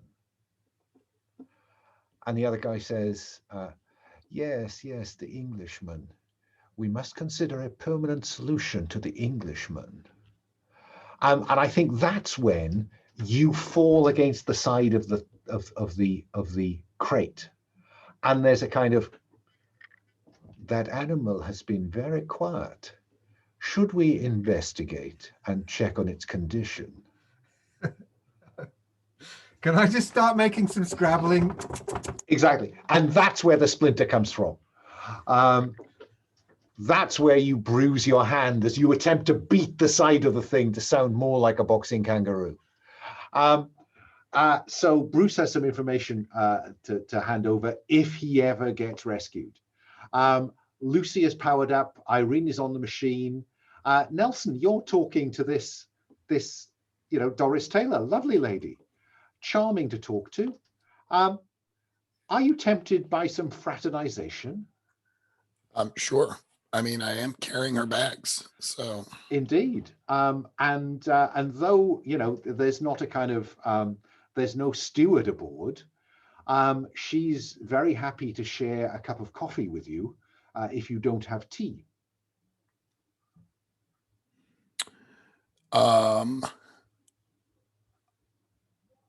Sure. I make some instant coffee on the plane. And I mean, I would rather not fraternize because then she becomes a villain. Fine. I simply putting a named NPC on the table. I mean, if I'm being nice to people by carrying her bags. Fine. Let's settle for that. Maybe I offer to carry her dog too. Oh, that's so charming of you. Right. But the dog doesn't like strangers. So, No.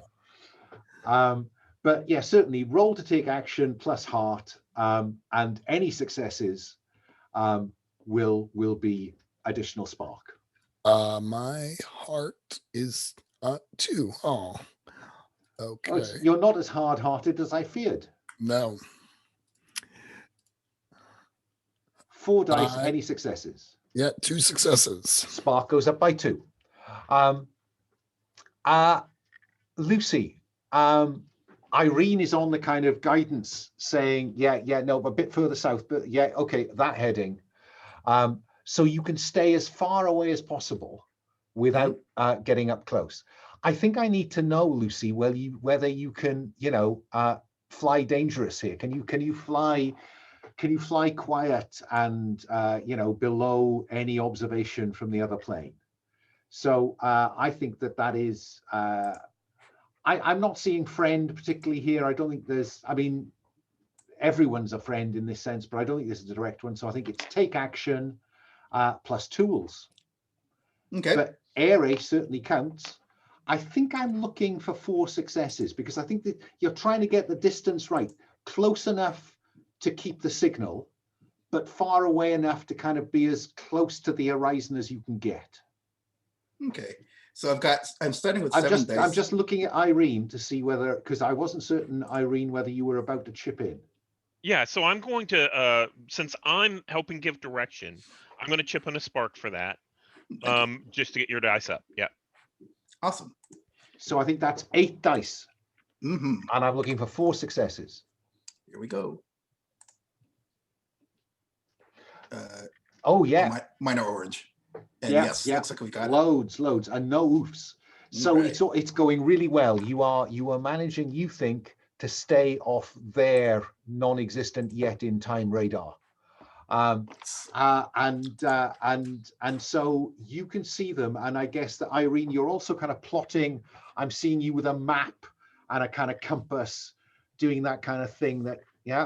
And you are suggesting that there is a small town, a village. It's just a speck on the map that appears to be the direction. But that's when the Messerschmitts appear. Oh boy. Bruce, you're the first to hear them. You hear the roar of single-engine planes streaking towards you and then away behind the direction of travel. Okay. And that'll be our first kind of foreshadowing of something on the way. And then, Lucy, you will spot a couple of specks coming towards you.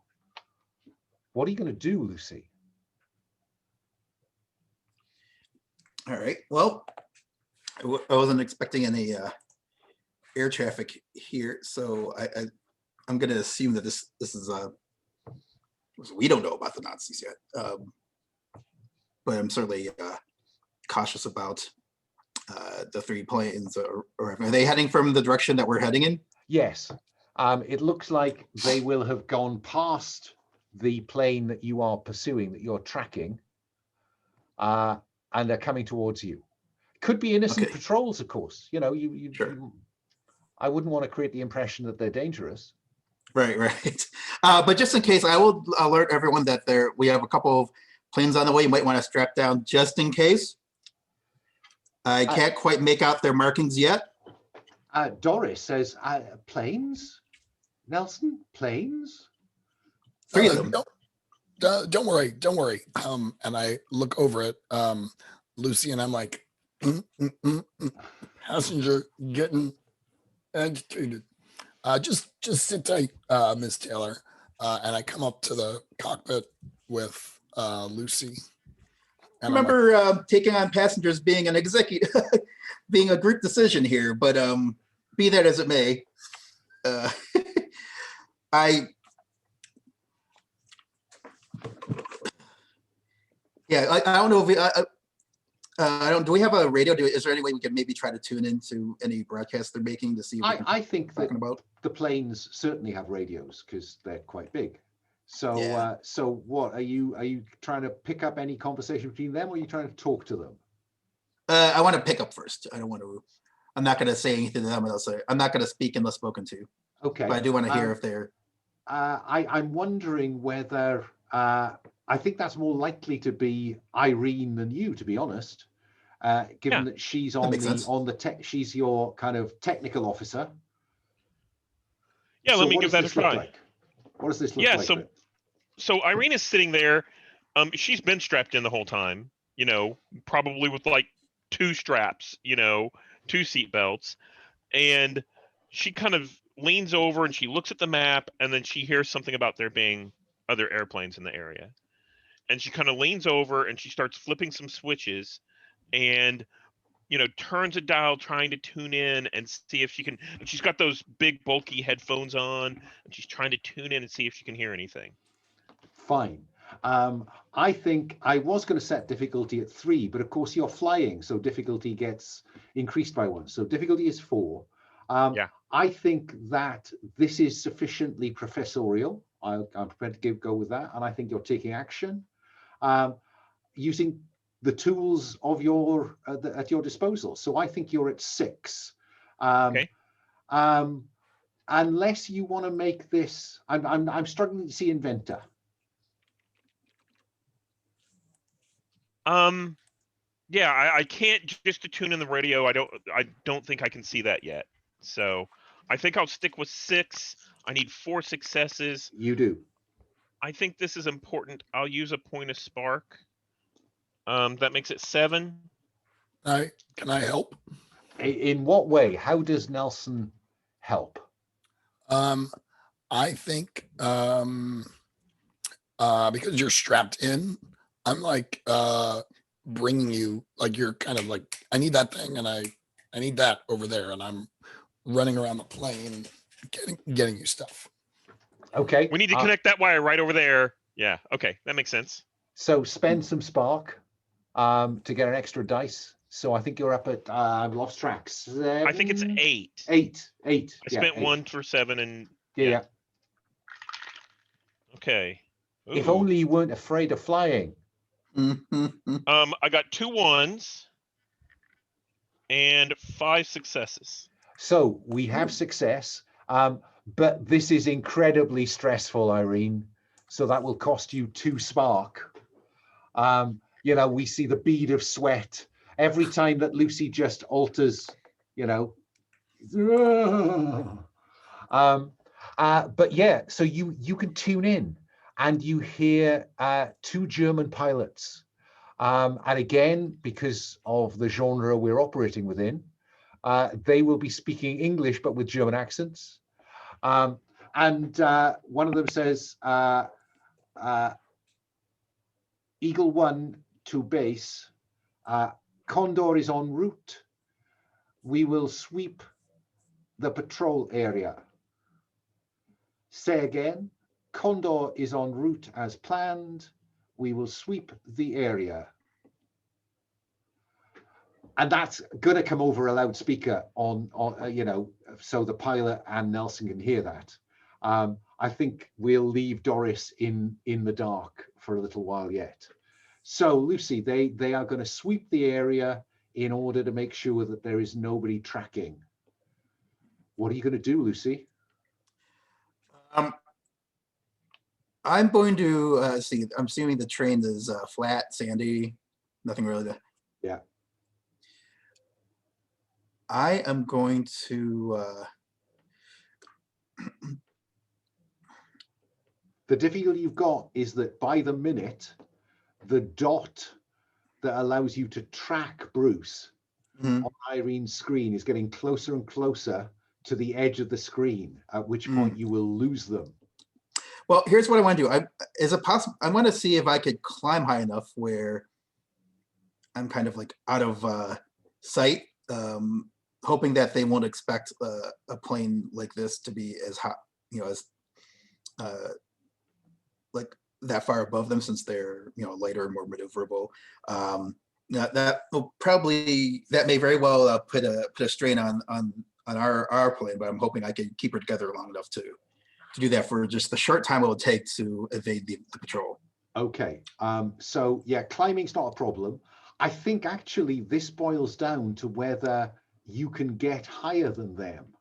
So I think this is about the nature of the plane rather than flying it. This is just, you know, kind of pointing it at the sky. I'm going to suggest that this is perhaps around whether Irene has modified the plane for high altitude flight. Irene, have you modified the plane for high altitude flight? I haven't really modified it for high altitude flight because I never really wanted it to go that high. I think it has a good engine so it can fly up there. I think it's going to be uncomfortable. It's going to get cold and probably a little bit difficult to breathe. Okay, because I'll be honest with you, the way I'm wondering here is whether Lucy's flying skill complements Irene's invention. Yeah, so yeah. Irene is going to roll, I think, her inventor awesomeness to make sure that the engines can get you up there quickly and out of sight. And then maybe Lucy can contribute some spark to make this work. So, okay, I think this is very learned. So I think Professor, take action. I think this is tools or head, take your pick. Probably tools. 6. Since it's invention. Inventor gets you to 8. So you're rolling 8 dice. Okay. Lucy, because I notice Irene is only on 1 spark. So Lucy, how much spark do you want to put into this? Difficulty is 4. And you've got 8 dice currently? Yep. I think it'll, yeah, I think it's gonna be, I think we better I could give at least 2 more if you'd like it, if the professor would like it, and justified by the fact that I just keep the plane in such tip-top condition at all times that it's easy to work with. That sounds good. 2. Yeah, so 2? Yep, that sounds good. 10 dice, 4 successes. Okay, I got 1, 2, 3, 4, 5 successes and 2 1s. Okay. So, do you mind if I say what happens? So I think, you know, you can get up there high enough, but because I didn't really have any interest in going that high, I think that's whenever the air gets too thin for me, and I pass out. Oh. Yeah. So I just kind of go limp there in the chair, limp. there in the chair. So I say to yeah, Miss, I say to Miss Taylor, don't worry, this happens all the time. We are perfectly, this is perfectly fine. because Miss Taylor is in her seat, kind of facing the sky. I mean, but romantic moonlight views are a standard part of the tour. but it becomes clear to you, Lucy, that these two planes are actually checking that there's no one following on the ground. Oh. And so they are looking down, not up. So you get above the thin, wispy cloud, and you're able to both stay in contact with Bruce, but also you can see these planes circling and then heading back in to follow the cargo plane. Bruce, you hear a change in pitch to the engine, and there's a kind of a rumble as you land on an airstrip. I just want to know what you're going to do when they come to unload the crate. When they discover the switcheroo. Well, I just want to, sound you out. That's a very good question. But I don't think they'll open they wouldn't open the crate with a wild animal in it that's super precious because the pseudoscientists are wanting to breed mutant kangaroo soldiers to fight in the North African theater of war, until it gets to its destination, to the who did they mention was really keen? Someone was really keen. I remember them mentioning that they needed to get it to someone. That they wouldn't open the crate until then. So I'm basically gonna sit tight for the time being. I've got complete faith in either my comrades' ability to rescue me, or I'll come up with something explosively Daredevil when the time comes that the crate's open. But I'm guessing it's not going to be open now. He says, hopefully. Okay. I just wanted to check. And Irene, as you come back down from upper height, you are still shaken because you cannot now. You are down. You cannot do anything awesome. Your inventor has run dry until you can get some spark back. So I do want to give you a chance to engage with whoever's on the airplane. So I think that I've gone slack, and kind of passed out in my chair, and I think Nelson's right there. So maybe a little bit of coffee and you can kind of shake me awake. Oh yeah, And I'm slapping your face. Irene, come back to us. And I think I kind of come to, and I'm like, oh, are we off, have we landed yet? Are we on the ground? Very nearly. That we are so almost there. We are That's very good to hear. close. Yeah. I'm so glad. So what do I need to do to recover spark? Okay, well, you have some options. You can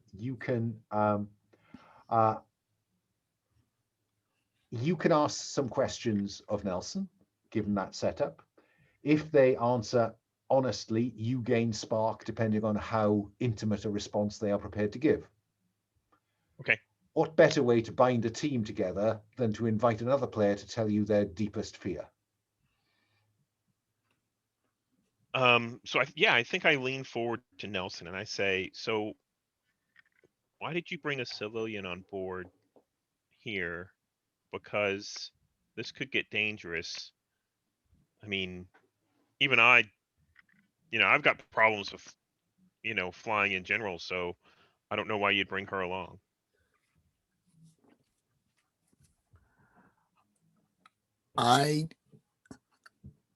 The money was too good.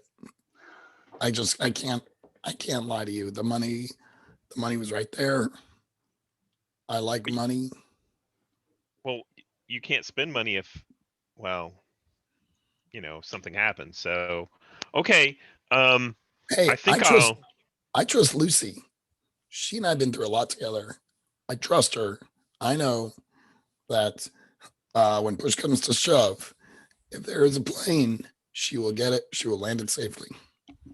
I say, you know that this is basically a house that we put on its side and flung really fast through the air. I mean, if you knew the mechanics of how this works, you'd be really scared. I say that a little bit too loud, so Doris, I think, overhears part of this. Is there anything the matter? No, honey, sweetheart, don't worry about it. This is something that happens all the time. I think that was quite, that revealed something about Nelson. So I think that's 3 spark to Irene. Thank you. You teased that out of him. And so I think then we will see you being pretty clear. You've got the trace, you've got the map, there is this speck on the ground, and that is where the tracer stops moving. And I think I take another grateful sip of that coffee and get a little bit more energy about me. And I say, Lucy, we've got to get on the ground now. Bruce is down there and they've stopped moving. All right. I'll look down, see, is there anywhere that looks like it would be a good landing place? I suppose is it the terrain as flat as ever? Yeah. No, you said there's a mountain, right? Like a foothill mountain. Oh, well, this speck on the map is the last flat spot before the mountains. So you can land this side of that spot without any difficulty. I wouldn't even make you roll for it. Okay. You're an air ace. You could put this thing down on a large table. Yeah. So sounds good. So what I'm seeing is you landing, and Doris is looking out the window, Nelson. She's saying, I thought we were flying, well, somewhere. Because all she's seeing is just, flat desert. Sweetheart, this is somewhere. It's where we need to be. And as soon as we're done, we will find you a way to get the rest of the way you need to go. I see. Very good. Now, of course, there is a vehicle in the back of the seaplane, because who travels without a vehicle in the back of their seaplane? And so I think we very swiftly see Nelson and Irene in the back of this this kind of souped up Model T, with Lucy driving it. Doris wants to come too, Nelson. She just needs to get to civilization. I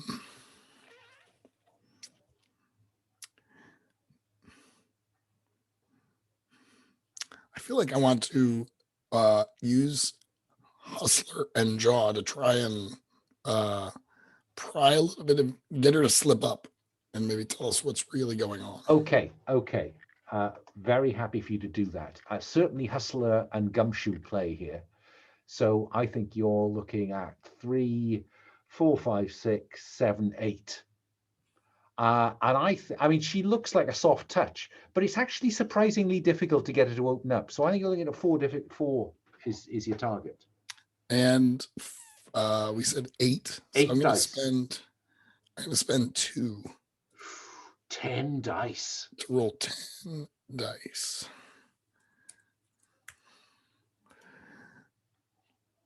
I gotta pick my lucky green. There we go.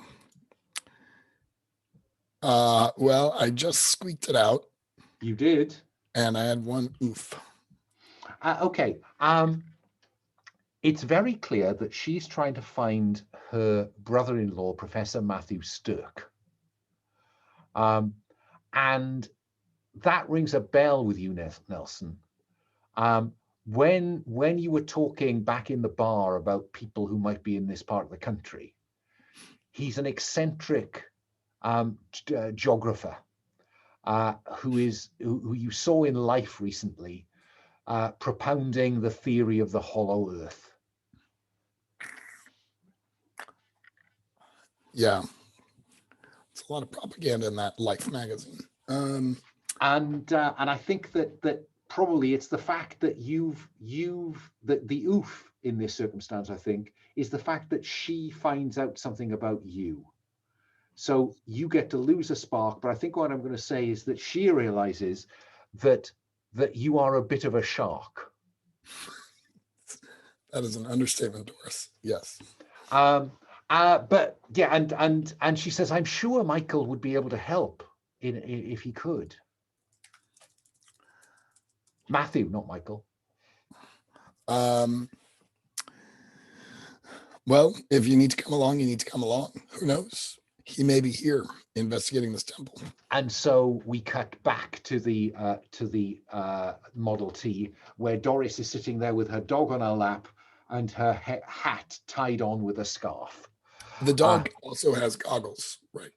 And ears. Yeah, flapping. Yeah. Bruce, let's cut to you.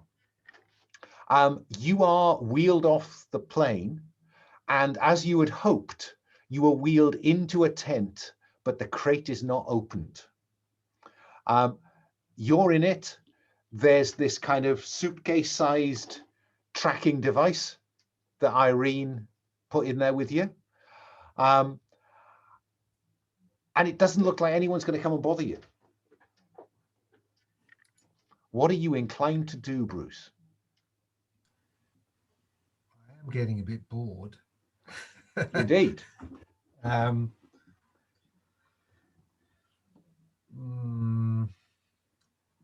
I hear the sound of any other planes landing? No. Not in the immediate aftermath. If you hang about, you probably will hear a couple of Messerschmitts come down. And so can I see, so I've been loaded onto, I'm in the crate's been loaded onto. Oh, just wheeled not very far into a tent. Can I see anything of the tent or? Yeah, because you've got your air holes. You could have a look at. So you will have seen yourself being wheeled through what looks like a kind of a military camp of some description.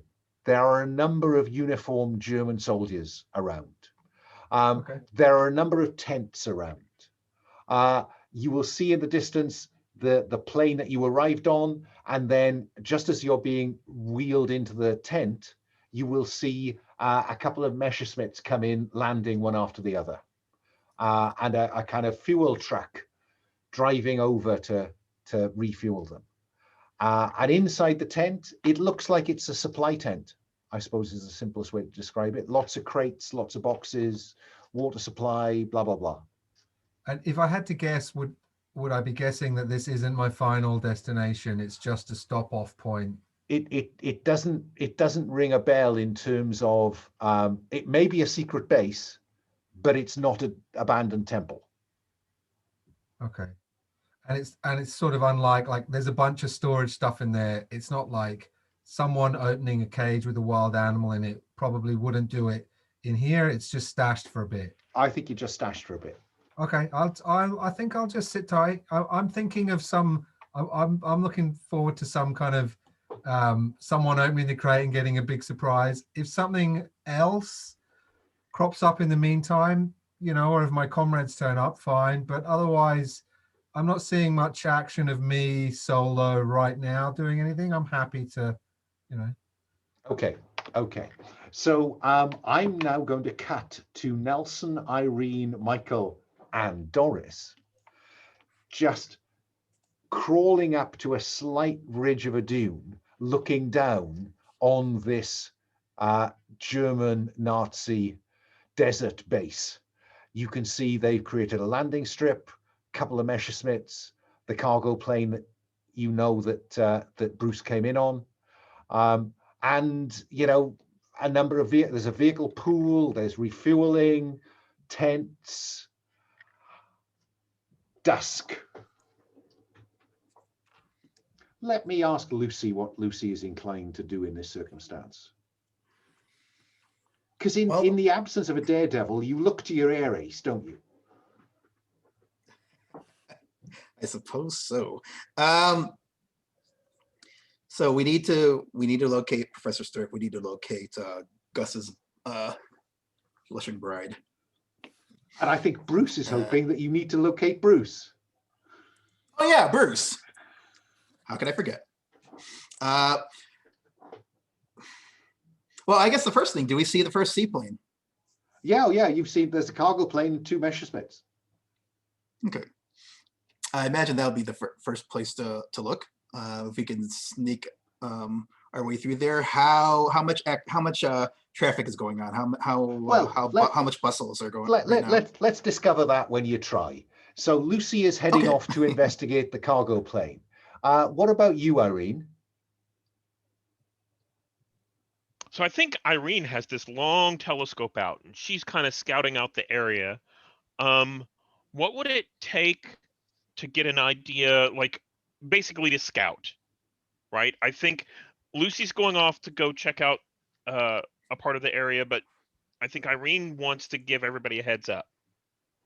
Okay. Well, I think the only way mechanically to do that is to offer them spark, and you're not in a great position for that. So No. Unless you want to give me something that relates maybe to an invention that would allow you to find something that isn't available to anybody else in the dusk.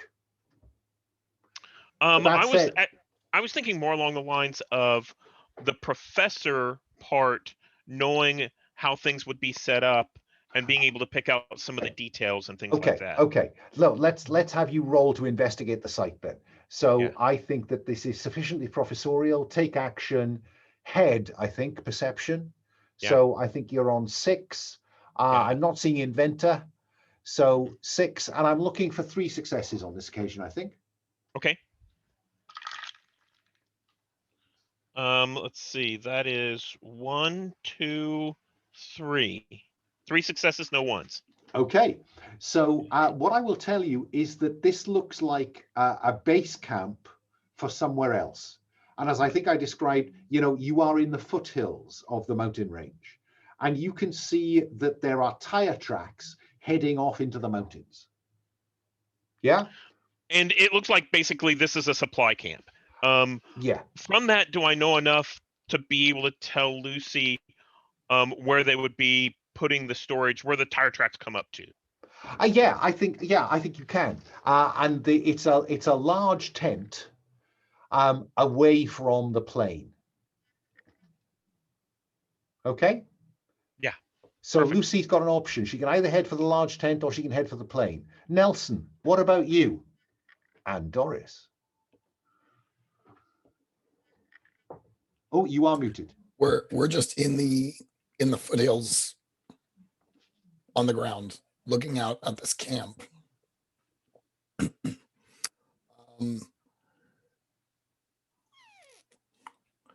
I say, Doris, it's going to get dangerous. You did not pay the premium price to get involved with dangerous situations. So I'm going to suggest you stay here in the car while, and I say this because he's a 1930s hustler, the girls and I go check out what's going on. I'm quite inclined to go find Bruce. Okay. I won't make you roll for that. I think that at this point, that seems a reasonable argument to put to her. So, as we come up to our last commercial break, I'm seeing Bruce waiting in the tent, seeing what's going on outside. I'm seeing Lucy sneak down into the camp. First target is the plane. I'm seeing Nelson sneak down into the camp. First target is Bruce. Irene, you're just providing cover. Yeah? Yeah. Okay. And we set up like if we see anything or there's danger, we set up a signal. Bird Maybe calls. it's the dog barking or something. Yeah. Oh yeah, a dog barking. That gives me the option of Doris's dog doing something. Okay, it's 2 minutes past. Shall we say we'll be back in our seats at, is 10 past too long? Should we go 5 minutes? That's fine. Alan, I'm sorry. I just realized I need to leave at 30 past the Okay, hour, fine. for some family obligations. So I would like to give Nelson a flaming exit of some In the sort. next, well, let's make it back here by 7, 5 and 2 is 7 minutes past, yeah? Thank See you you. then. There we go. But I will ask Oh, it you looks if, like it's recording now. I think you just started it. oh no, Oh, did we miss missed the last act. Oh.